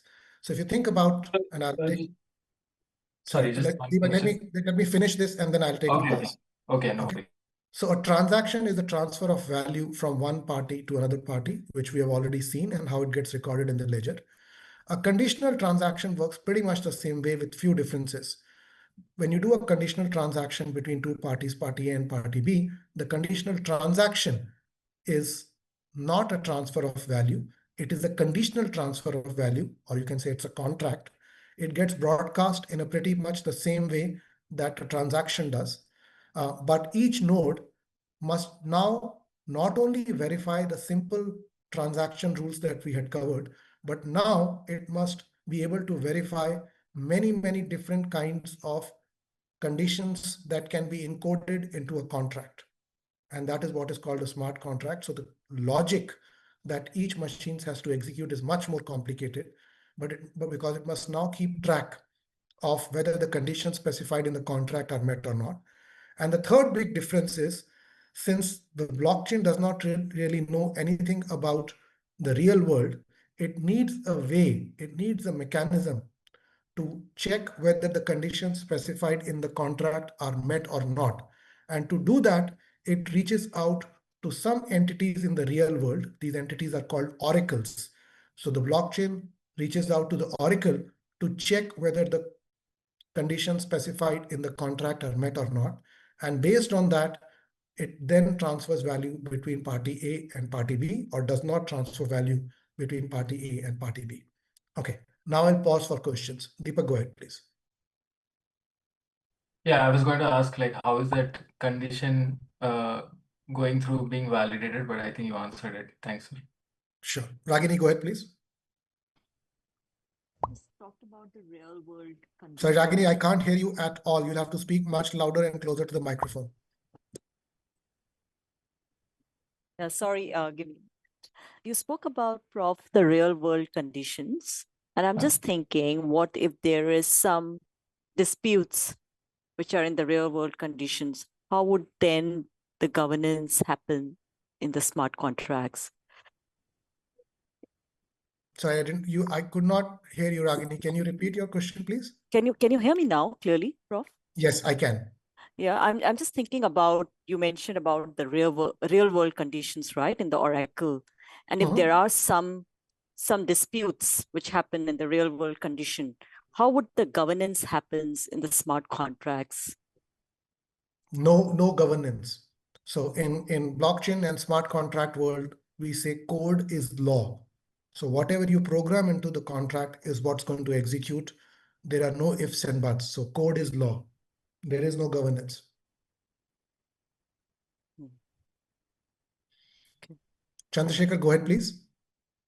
Sir, in comparison to a transaction, which is a point in time thing done and dusted in that moment, the contract has a longer shelf life, in terms of the overall transaction time. And yeah, and this is the execution of the transaction is subject to certain conditions being met. Let's say those conditions are met, okay, and there is cash to be transferred, some value to be transferred upon that condition being met. Is the value locked upfront, or is just the availability checked throughout that period of the contract is available? Great question. Great question. The value is locked at the time of the contract, and that's why this. So it's interesting that you asked that. The smart contract also has a public key and a private key. So you can, at the point you issue the contract, the money is debited from your account, but not yet credited to the receiver's account. At that point in time, it is the smart contract, the piece of code which owns money while you are in that state where you don't know whether the event happened or not happened. Oh, that's very interesting. Thank you, sir. Sure. Jan Sireni, go ahead, please. Okay, so I just want to know what is the value or risk behind the smart contracts? Is it the world is going to change in this way, or is there any risk behind? Yes, or like as I already mentioned, in future the quantum computing can break blockchains, and yeah, in this case, what could be the smart contracts feature? Yeah. Oh, that's a tough one. Okay, Maybe you can send some papers. We could read it also. Yeah. Sorry, say it again. I'm just saying I knew this is a tough question, but I just want to know if you have any future research papers, you can also share it with us later on. Yeah. Sure. So in terms of cyber security, right, I think it's important to understand that no security system in the world is perfect, digital or physical, right? And it is subject to all kind of errors on the behalf of people writing those smart contracts. It's subject to new technologies which can break the existing security systems that are in place. And these statements hold not only for blockchain, but for all financial systems or health systems. So no security system is perfect, right? In terms of what is the risk to blockchain and smart contracts, based on the history of the last 2 decades, the biggest risk is human error. The people who write these smart contracts, if they make a mistake, that's the most common ways, or the most common ways faults and security loopholes have been found in blockchain system, that the smart contracts were not written properly and securely, and that is what led to systems and people losing money. Understood. Atif, go ahead, please. Yes, I understand you said that there's no governance here and there's no institution. I get that. Code is law, but are there any situations we can conceive of where enforcement becomes an issue? You mean enforcement becomes a feature? You want the enforcement? I mean, are there situations? Yes, you can put it that way as well, but I was thinking more along the lines of where somehow something didn't get honored. How do you deal with that? So you want enforcement and governance, correct? That's where you're going.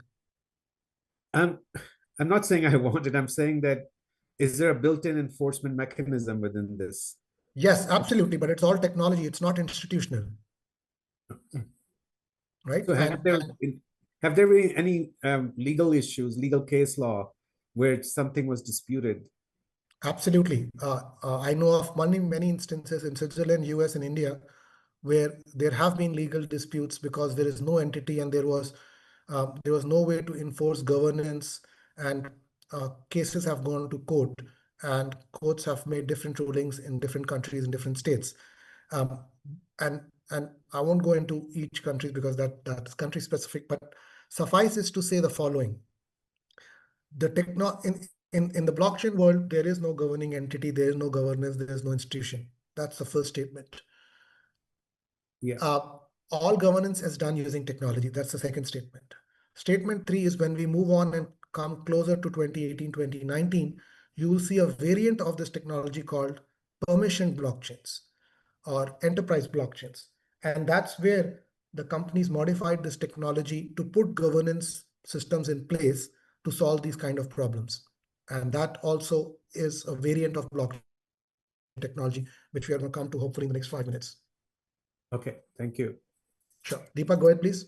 So one basic question, like in terms of nodes and the computers that are using it, like when we think of a blockchain network, the nodes are like, are not, if not every computer is a node, right? Like if I'm using a computer to kind of execute like a transaction through blockchain, what are nodes and what are computers? Are both the same, or can you elaborate on that a little bit? No, so you're absolutely right.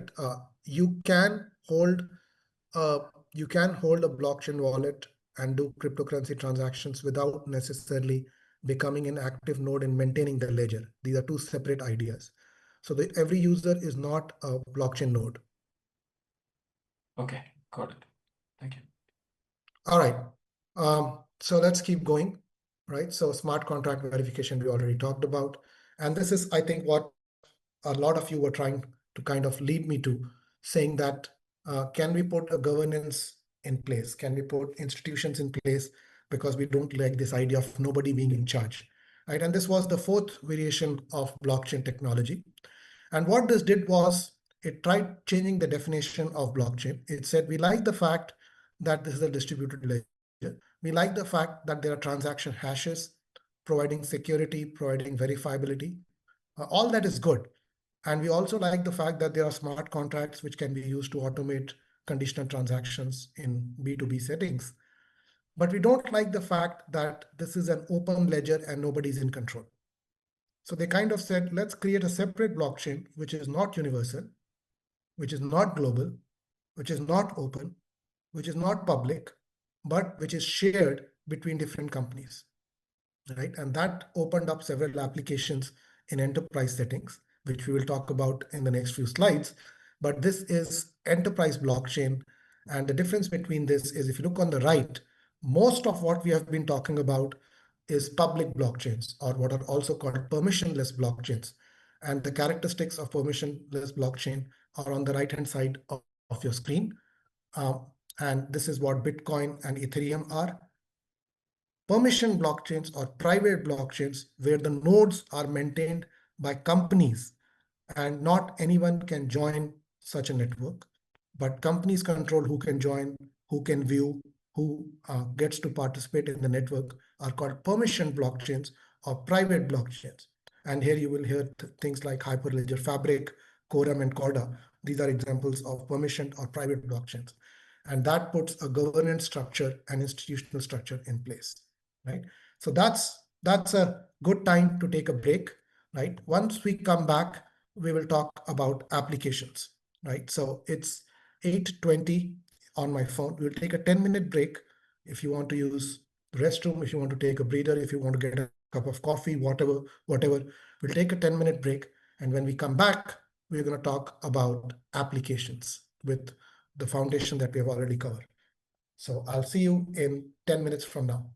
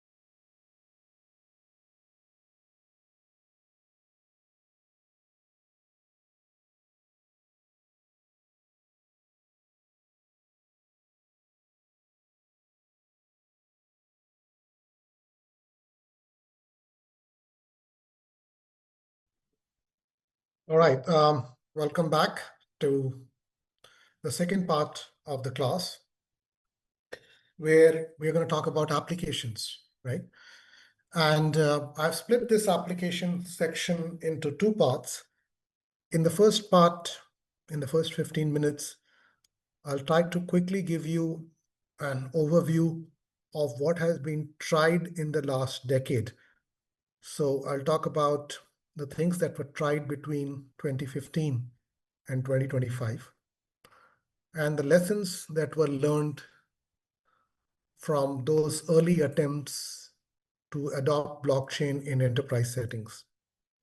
And then in the next 15-20 minutes, I'm going to talk to you about what is going on currently in the industry and where most implementations and enterprises are focusing on.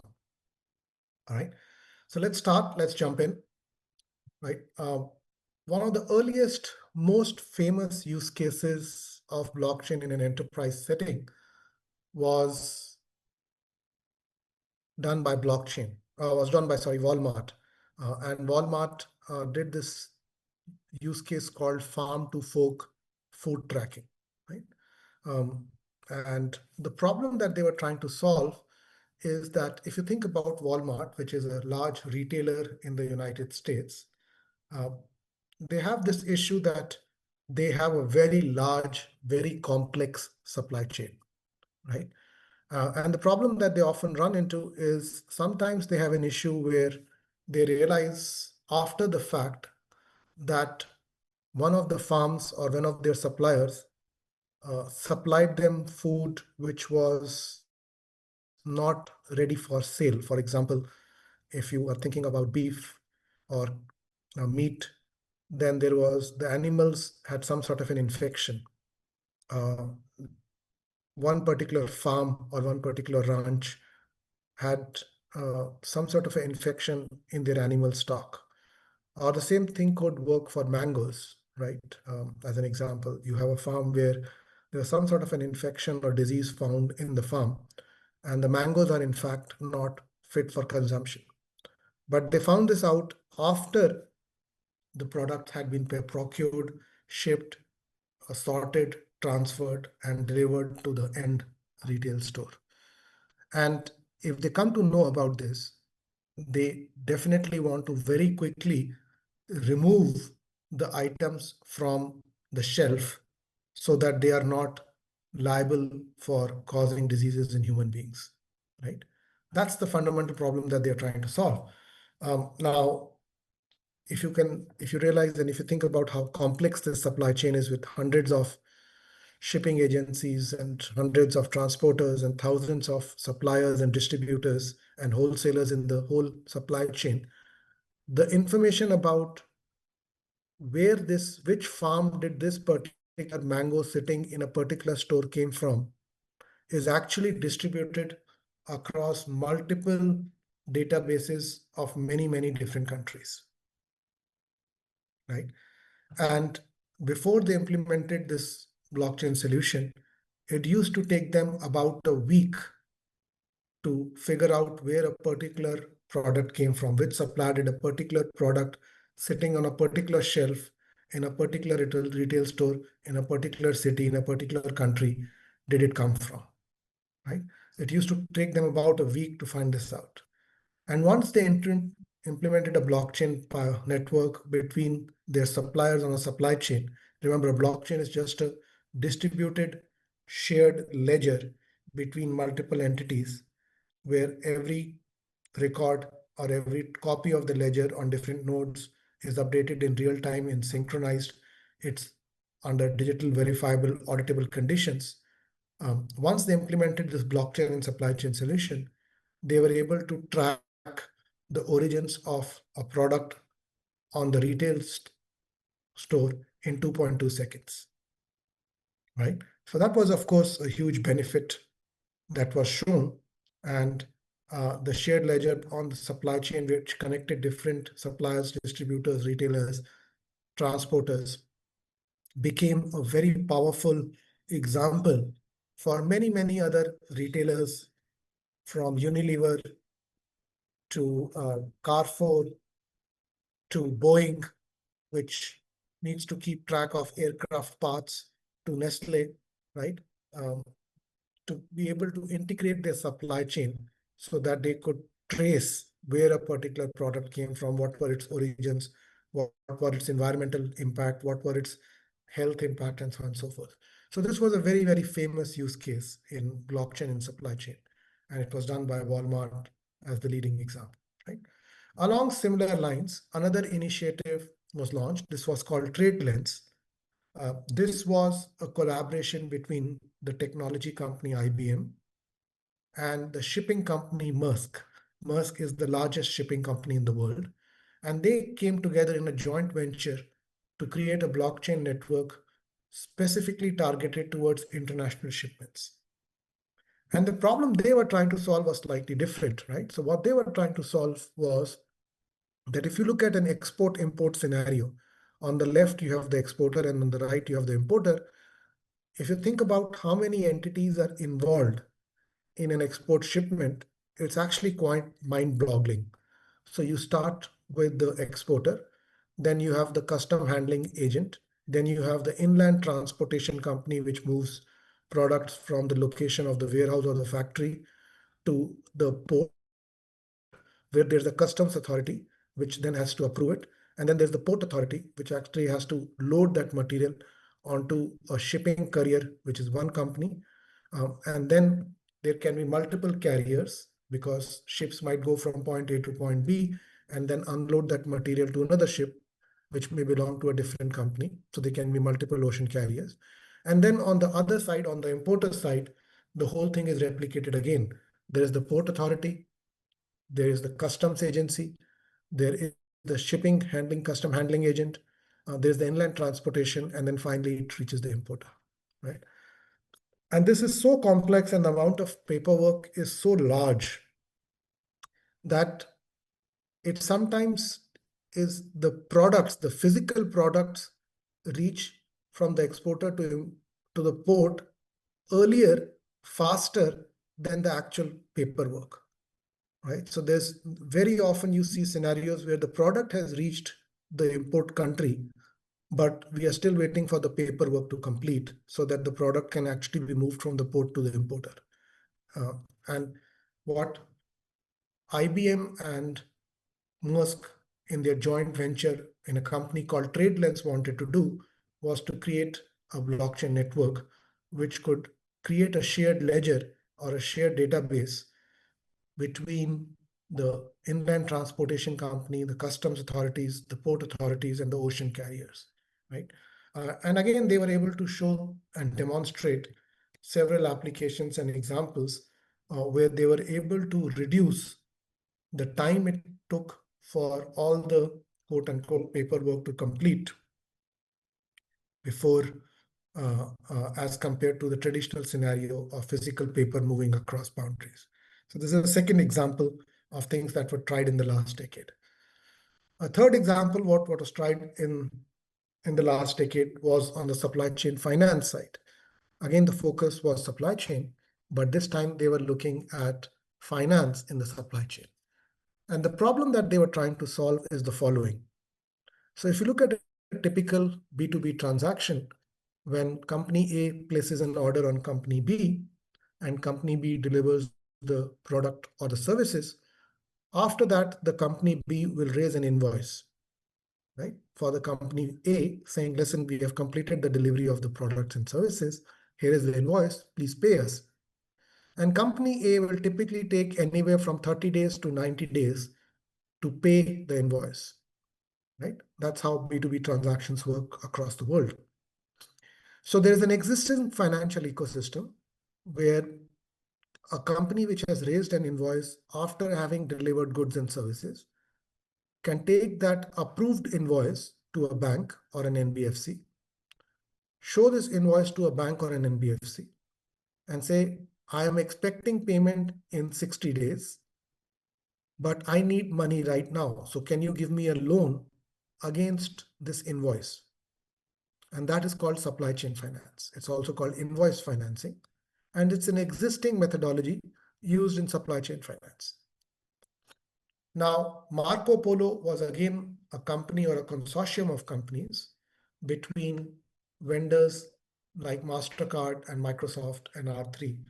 And they came together to say, can we create a blockchain network between banks, between financial institutions, and between supply chain companies who trade who trade with each other, so that the invoices that we are interested in can be stored on the blockchain network, so that the banks can verify the authenticity of this invoice without necessarily having to work with paper invoices. And since it was a shared ledger between the supplier, between the buyer, and the banks, all three parties could validate that the invoice was valid, that the invoice was used as collateral, and then when money was paid by the customer or the buyer, it would go directly to the bank to pay off the loan.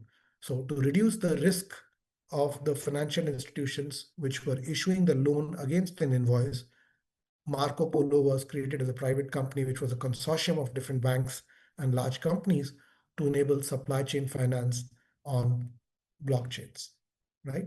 It was trying to solve the problem that 58% of supply chain finance requests made by small businesses are in fact rejected by banks because they don't have trust whether the invoice will be paid or not paid, right? So it was trying to make capital accessible to small and medium enterprises. That was the third use case that became very popular in the last decade. Another variant of this was tried by HSBC, very similar supply chain finance, but this time focus was not on a domestic supply chain, but on international supply chains where the importer and exporter were in two different countries, right? Now, across all these use cases and applications, it is fair to say that all of them failed, right? And I want to spend a few minutes talking about what are the lessons learned from that decade. The big lesson, the single most important lesson that was learned was that technology was only 25% of the solution, right? There was no problem in getting any of these things to work from a technology perspective. The blockchain technology worked. You could do the transactions, you could do the verifications, you can do the audit, you can reduce the risk. All of that worked as advertised. The problem that happened was that it was very hard to convince companies to adopt a blockchain, right? What does that mean? So let's go one by one, right? If you go back and let's look at the blockchain use case by Walmart, right? Now think about what it will take to move this solution from a pilot to production, right? What this would mean is that every single supplier of Walmart needs to join this network, blockchain network. Every single shipper should join this network. Every single transporter should join this network. Every single distributor should join this network. And that was impossibly hard. It was very hard for Walmart to convince its whole supply chain to become part of the network. Why is that so? Well, think about the supplier. A supplier of Walmart does not only sell to Walmart. They may sell to other companies. So what should that supplier do? Should that supplier join the blockchain networks of multiple retailers? That is huge cost. And think also about that a lot of the suppliers in the supply chain of Walmart are actually very small companies. They neither have the technological wherewithal or the capital to host a node in the blockchain to become part of this blockchain network, right? And therefore, the big problem in this case was the incentive system, the coordination needed, the ability of all the supply chain networks to come into one single digital technology platform, right? For a variety of reasons that I mentioned. Very similar problem in TradeLens.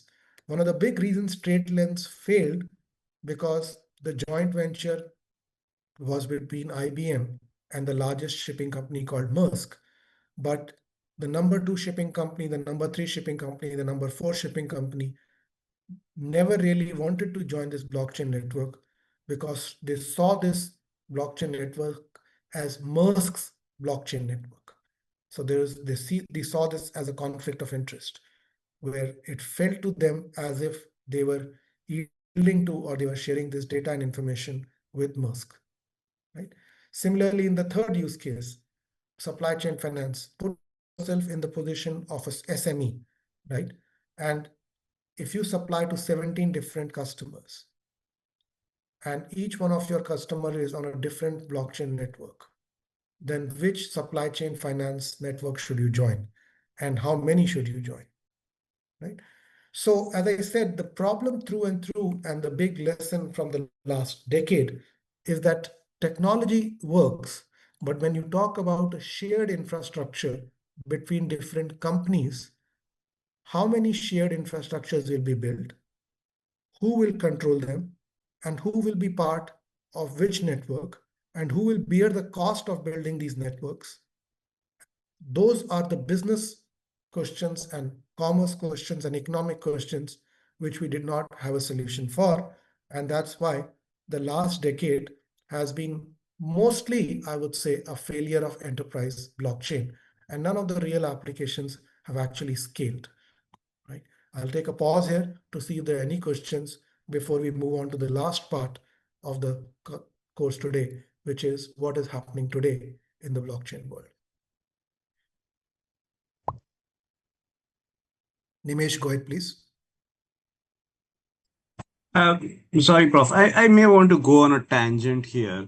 So we are also observing that many industries, they're trying to incorporate traceability in their products. So there are some industries which are trying to match with the scope 3 requirements so that they have full traceability. Would you say that this is also something like a blockchain, or is it something different? Are these two different things? Okay, good question. So let me go back to this, right?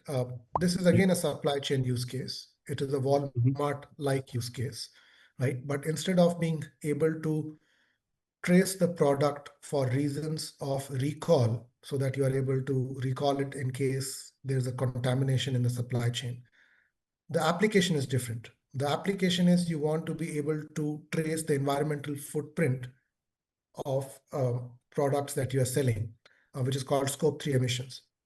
I think it's a great use case. It's a great use case.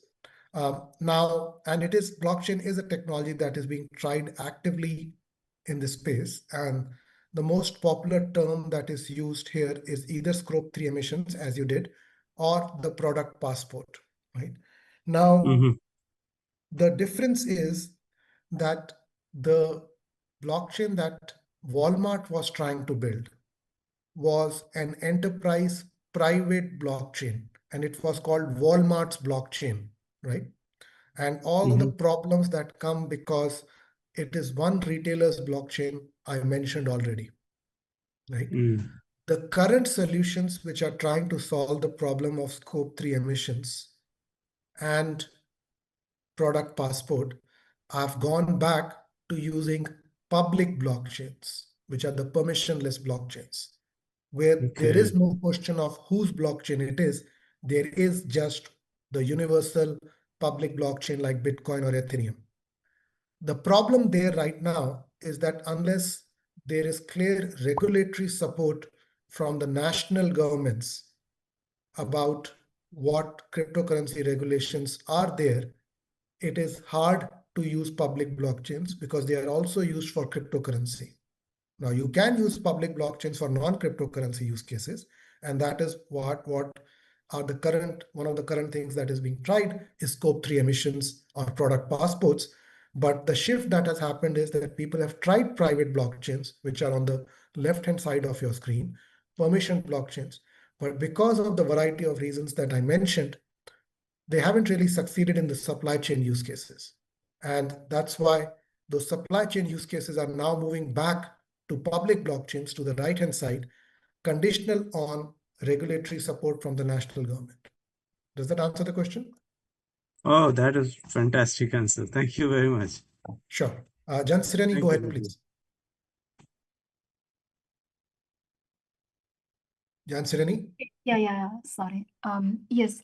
So, for example, in the second case you mentioned about why it has failed, because all these parties are not ready to move into this blockchain, and it has ended with Maersk blockchain. So now I back to this medical cases. Like you can see in our Bharat, that where we have the private hospitals and public, sometimes the public hospitals are the government owned public hospitals, they are more advanced than the private hospitals, especially in the cancer situations. So if I want to introduce this blockchain into the maintenance of this cancer patients records, is it possible right now? Or for example, if I choose a blockchain as a service, SaaS service, I introduce this into my application, is it possible? Or still it is not possible? I have to tie up with the government. What is the level of maturity for this right now, if I want to implement this into my applications? Okay, so I'll say this again. The question has got nothing to do with technological maturity. Okay. The technology exists. The question is different. The question is, do you have the authority? Do you have the convincing power? Do you have the skill to have the same blockchain network adopted by different hospitals in the country? Right? It's an adoption problem. Convincing hospitals to adopt this technology is the hard part. Implementing it technologically or technically is not the hard part. Now, the problem is that why should hospitals join your blockchain network, right? And that really is the hard part. Now, one of the ways you could potentially argue to solve this problem is you go to the government of India and you tell the government of India to issue a notification that hospitals in India should join this public blockchain because it is in the interest of patients to be able to control easy access to their data. And if you can go through that part, that might be the way to solve this problem in the health ecosystem. Other way around, what happens if government of India has this blockchain instead of the private hospital blockchain? If they have the permissioned government blockchain, then everybody obligated to join that, is it? That's correct. So that's one way to do it, which is through the regulator, which is through the government channel. And that is a way that might work. But if you go one by one to every hospital, you need to find a way to convince every hospital to join your network. Understood. Thank you. Okay, Yong, go ahead, please. Yeah, so you mentioned that most of the enterprise blockchain initiatives have failed. Have there been any success stories, any key success stories, and why did they succeed, if any? Yeah, so I'm going to start talking about some success stories as I move to the next section on asset tokenization, and I will give you a precursor of why I think they have started to work and started to succeed. I'll talk about them in the next section. Great, thank you. All right. Any other questions before I move on? So these platforms that you talked about, like TradeLens, are they still active? Are you saying that these are faced with challenges and not thriving, and there are better ways to do it, or they're still active at this point? All of these are dead. Oh, all of these are dead. Okay. TradeLens has disappeared as a company. Walmart has stopped the food trust blockchain. Marco Polo has wound up as a private company. None of these exist. Okay, understood. Thank you, sir. Sure. Sam, go ahead, please. Can I say that the China's digital yuan is a blockchain and is enforced by the Central Communist Party? That's why it is succeeding. I do not know enough about the Chinese digital yuan to comment on that statement. Everybody, if you go to China, they don't use currency that much. They use digital currency. Sure. And that may be true, but I don't know whether they use a blockchain network underneath the hood or not. Okay, thank you. Sure. Prince, go ahead, please. So in short, you said it's not about the technology that failed, it's the parties who didn't get be on the similar page, I would say on the same page, because of the understanding they have about this technology around. So this this is the only blocker, or the cause of issue where a blockchain failed, or some issues or the other factors were there which makes it failure. Uh, I just want to be very clear. It's not that they did not understand the technology. That's not the issue. The issue is that it is not in the interest of the smaller parties to join the network. So it's rationally the right thing for the suppliers in the supply chain not to join the network, because the benefit is not really accruing to them, right? So go back and think about this use case, right? The Walmart use case. Walmart benefits, we understand. How does the supplier benefit?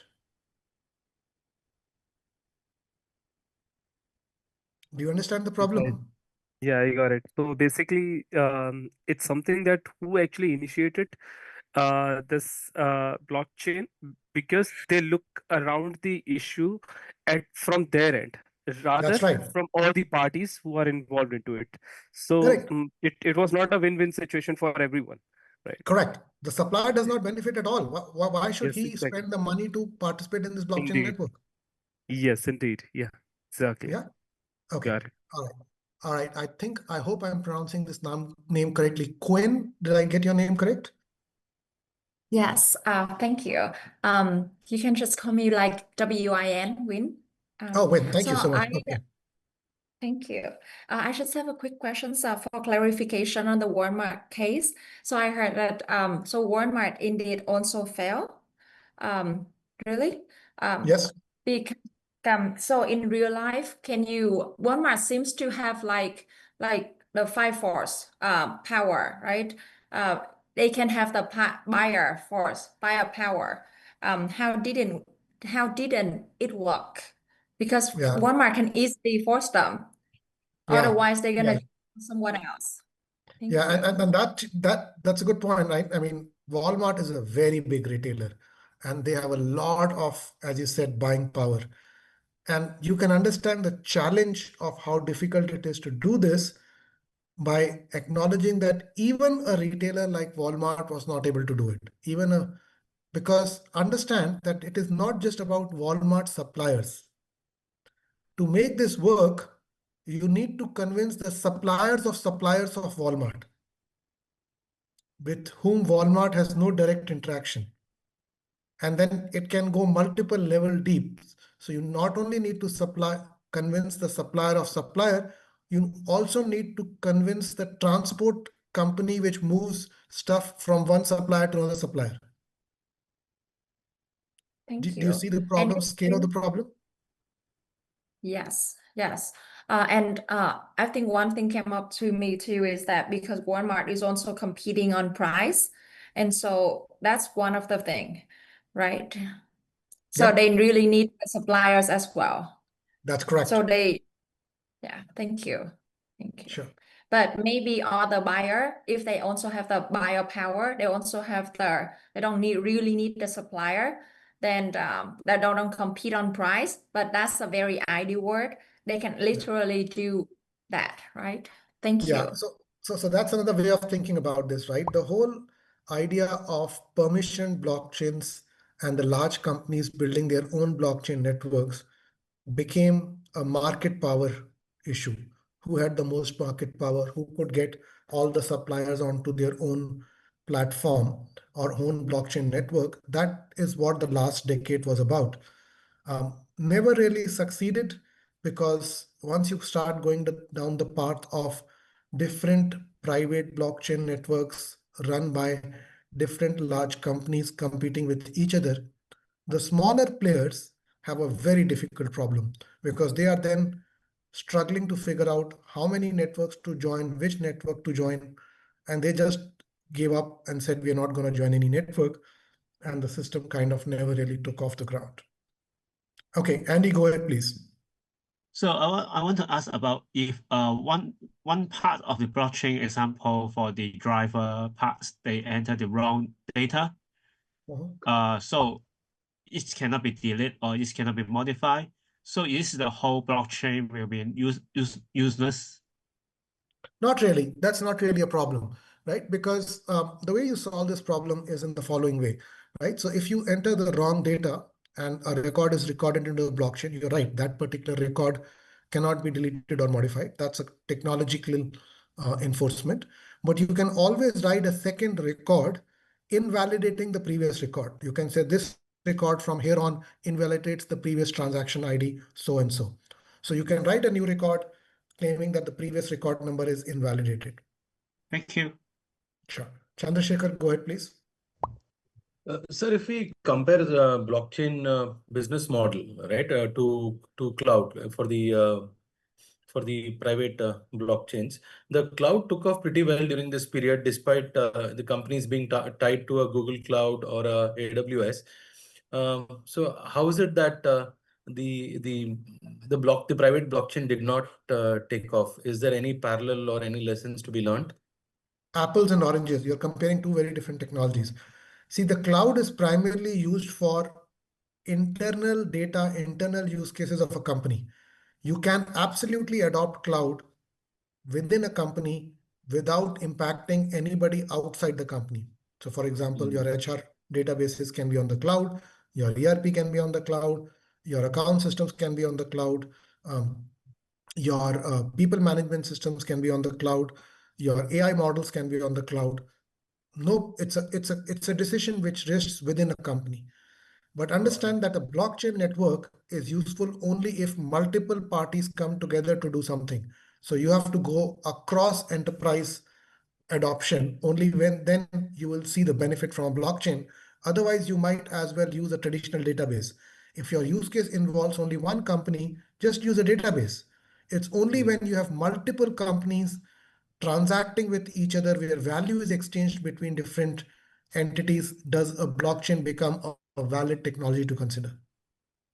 Got it. Thank you, sir. Sure. Deepak, go ahead, please. Sir, one question is, can we compare it to, I mean, earlier in the course, we had learned about Internet of Things.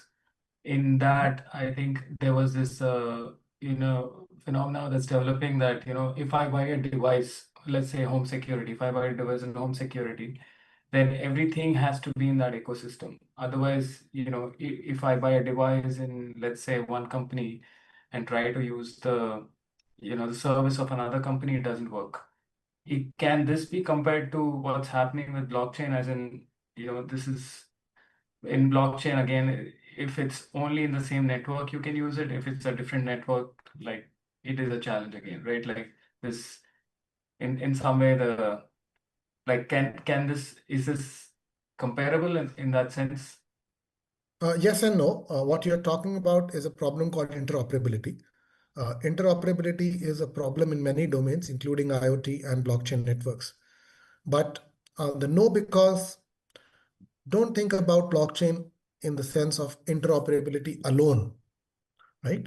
The only reason to use blockchain is where there is some transfer of money or transfer of value involved. Otherwise, blockchain is an overkill. Keep in mind the origins of this technology. It was created to ensure that the transfer of value is auditable, trustable, verifiable. It is an extremely inefficient technology. If you think about it, the same ledger is copied and replicated on many, many, many nodes in the network. Now, unless you have a financial justification to do this is an extremely inefficient way to do stuff. Now, there are situations where this is justified, but IoT is not one of them, right? You can solve interoperable problems in a different way. It's only when you can when money is involved, where some sort of a value is involved, where some sort of an asset is involved, where some sort of a property is involved, that you can justify the overhead of a distributed ledger or a replicated ledger across multiple nodes, and then a set of protocols working very hard to make sure that these copies of ledger stay in sync with each other, that they are digitally signed, and they're recorded in a ledger in the way that we have been talking about. So it's an extremely inefficient system. And unless you can justify the value, it's not worth doing. There are better ways to solve problems besides blockchain. Thank you, sir. That's very helpful. Okay. All right. So last part of the talk, asset tokenization. This is the dominant thing. It's being primarily, so let me say a few things. This asset tokenization is the favorite blue-eyed baby of blockchain world today. The primary adopters or the primary target adopters are financial institutions and banks. Okay. Now, if you think about it, it's interesting that a technology that was created, which had its origins in saying a technology that was created to say we don't need banks, we want to bypass banks, we want to transfer money without involving financial institutions, is now being used by the very same banks and financial institutions. But that's the way it is, right? So the dominant use case today is asset tokenization, right? Now, to understand what tokenization is in some sense, we are back to 2015, where one of the earliest non-cryptocurrency use case was an asset registry, where you recorded the land or vehicle in a database, and we call them asset registries. So in some sense, we are back to 2015, the world of asset registries, but with one key difference. And that key difference turns out makes all the difference in adoption. So that's the first statement. The second statement is asset tokenization is primarily done for high value assets. High value assets can be land, it could be stock certificates, it could be bond certificates, it could be artwork, but very high value assets where it is justified to bear the overhead of adopting blockchain technology. That's the second statement I will make.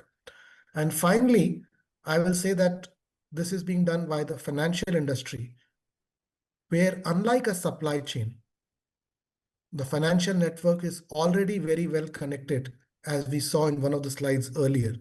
Financial networks between banks are very densely connected already, both within a country and across a country. So there is a precedent, there's already an interconnectivity network which connects banks. So keep those three in mind as we go around. Now, the philosophical underpinnings of asset tokenization are extremely interesting. And if you are interested in this topic, I definitely recommend this book called The Mystery of Capital, which was written by a Peruvian economist called Hernando de Soto.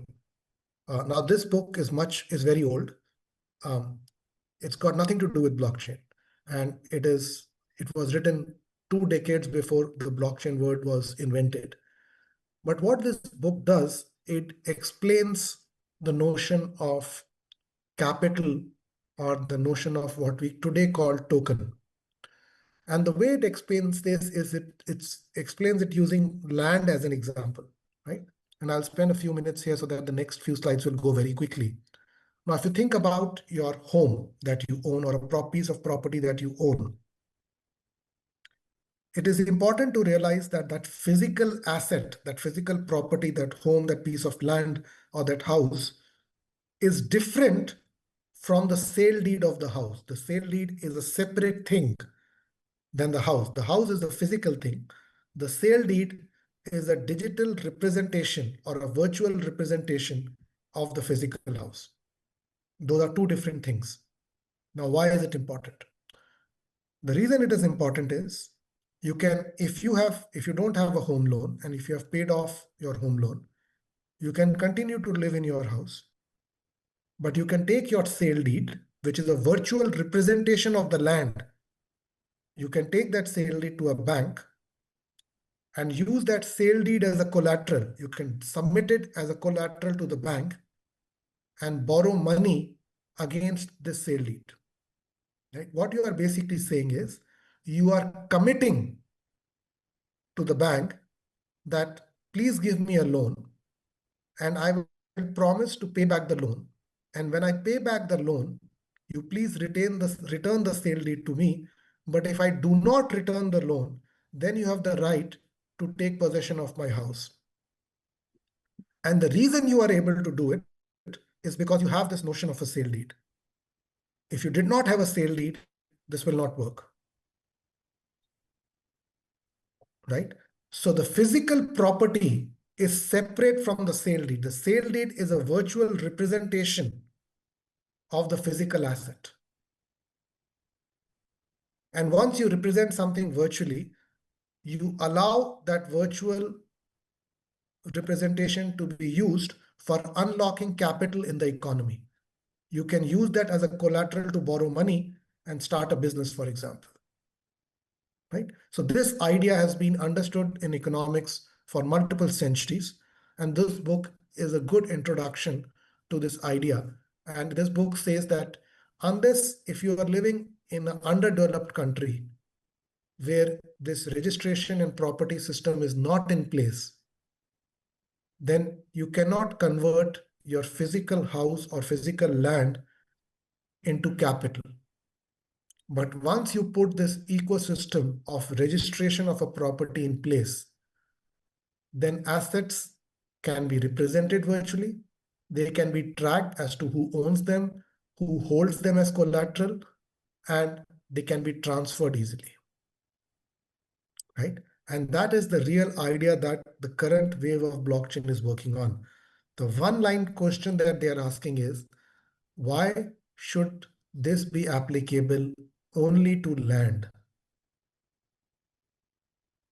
Are there other kind of properties that we can use as collateral by converting them into capital?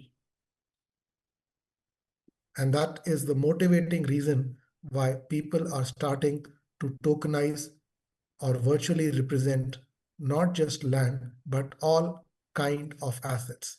So the book talks about that how a documentation system, how a trusted documentation system, how a verifiable documentation system for house deeds, sale deeds, create a parallel virtual world where capital can be unlocked and property can be converted into collateral and loans.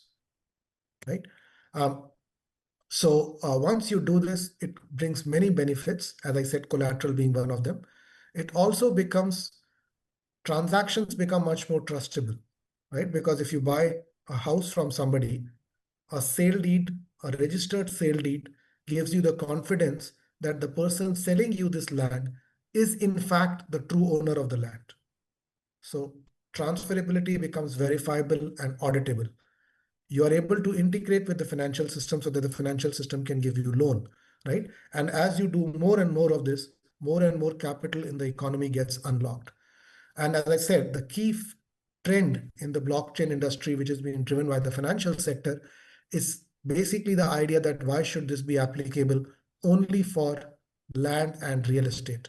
Why can't I do this for stock certificates? Why can't I do this for art? Right? So any kind of asset can be virtually represented. The problem, of course, is that the governments in the national governments or the state governments typically run the registration office only for real estate. There is no registration office where you can go and register the sale deed of a piece of art. There's no global registry for art, which again is a valuable asset in many cases. So who will create that registry? Well, one option is you wait for the government to create it. Other option is you create an asset registry, which is global, verifiable, trusted, and that opens up the ability to convert different kind of assets into tokens. And all kinds of assets can be tokenized, starting from real estate and land to tankers of oil.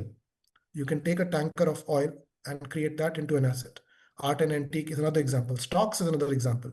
Intellectual property is another example, right? So you can take all kinds of assets and convert them into tokens. And a token is, what is a token? A token is simply a registry, an entry in a database, an entry in a blockchain database, an entry in a distributed, verifiable, auditable database. But that's only half the story. When I say that the record is the gray part of the token, which is the information about what the asset is and who owns it. That technology has been around for 10 years. What is new is the orange circumference. What is happening with tokens is not only are you registering information about the asset, but you are surrounding it with a smart contract, which is putting in the governance rules around that asset along with the representation. So now you can start to say that this token, for example, can be owned only by the citizens of India, China, Singapore, Nigeria, US. So you can put the rules around this in the smart contracts. You can also say that this token cannot be transferred without the explicit approval of this government entity. You can also say, for example, that the value of this token cannot be greater than or less than certain value. So you can put all kinds of governance rules around the asset representation. And that's what the hope is, that this will make this use case more acceptable to the national governments, because the rules can be embedded and enforced as part of the tokenization itself, right? And different kinds of the benefits of tokenization, of course, as we said, are efficiency. The transfer of a sale deed, which requires you to actually physically go to the registrar office, is not required if you have a digital ledger. It unlocks capital. It creates liquidity in markets. It also allows things like this, right? You can say that I'm tokenizing this asset, but I'm breaking this asset into 10,000 smaller parts. So instead of representing a house or whatever you're tokenizing, a piece of art, an intellectual property, a stock certificate, I'm dividing it into 10,000 tokens. And people can hold one token, which means they have 1/10,000th ownership of this asset. Now, what this does is it allows people to invest in real estate for a very small amount, with 1,000 rupees, 2,000 rupees, or whatever, right? And those of you who are familiar with this world, REITs do the same thing, but this is another version of REITs. It allows transparency because it's a universal digital ledger, and of course, it's publicly accessible so that it can be verified. So multiple benefits of asset tokenization, which is being taken up by the financial industry. And just like land has been tokenized using registries, and it unlocks capital in the economy, the principle is that other kind of assets can also be tokenized and unlock even more capital and liquidity in the market, right? And that's where the world is today. That's what we are trying to, what the financial companies are trying to work towards. I'll stop here. Happy to take any questions before we close the call. Win, go ahead, please. Yes. Right. So in today's AI world, we also heard about they use the word token.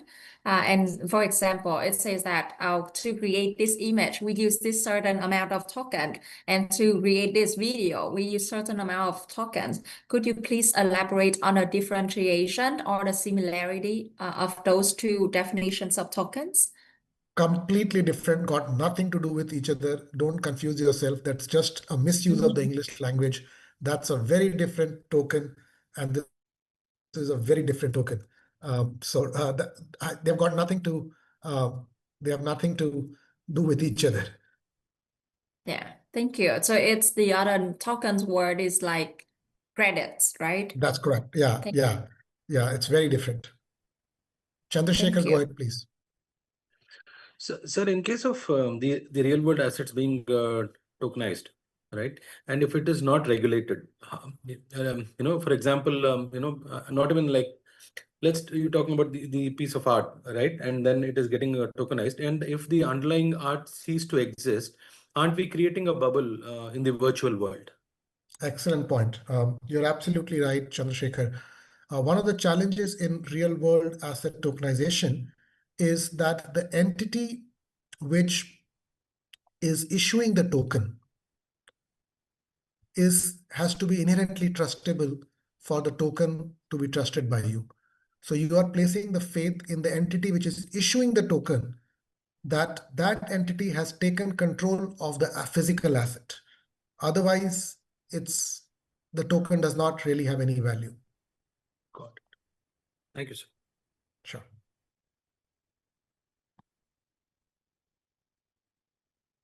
Okay. Any other questions before we stop the call?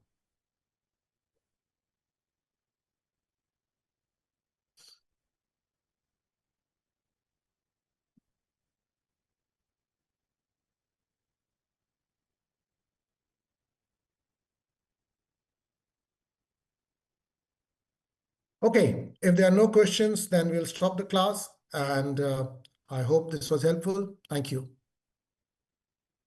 Thank you, sir. Thank you, So sir. thank you. Very good Thank presentation. you. sir. Thank you.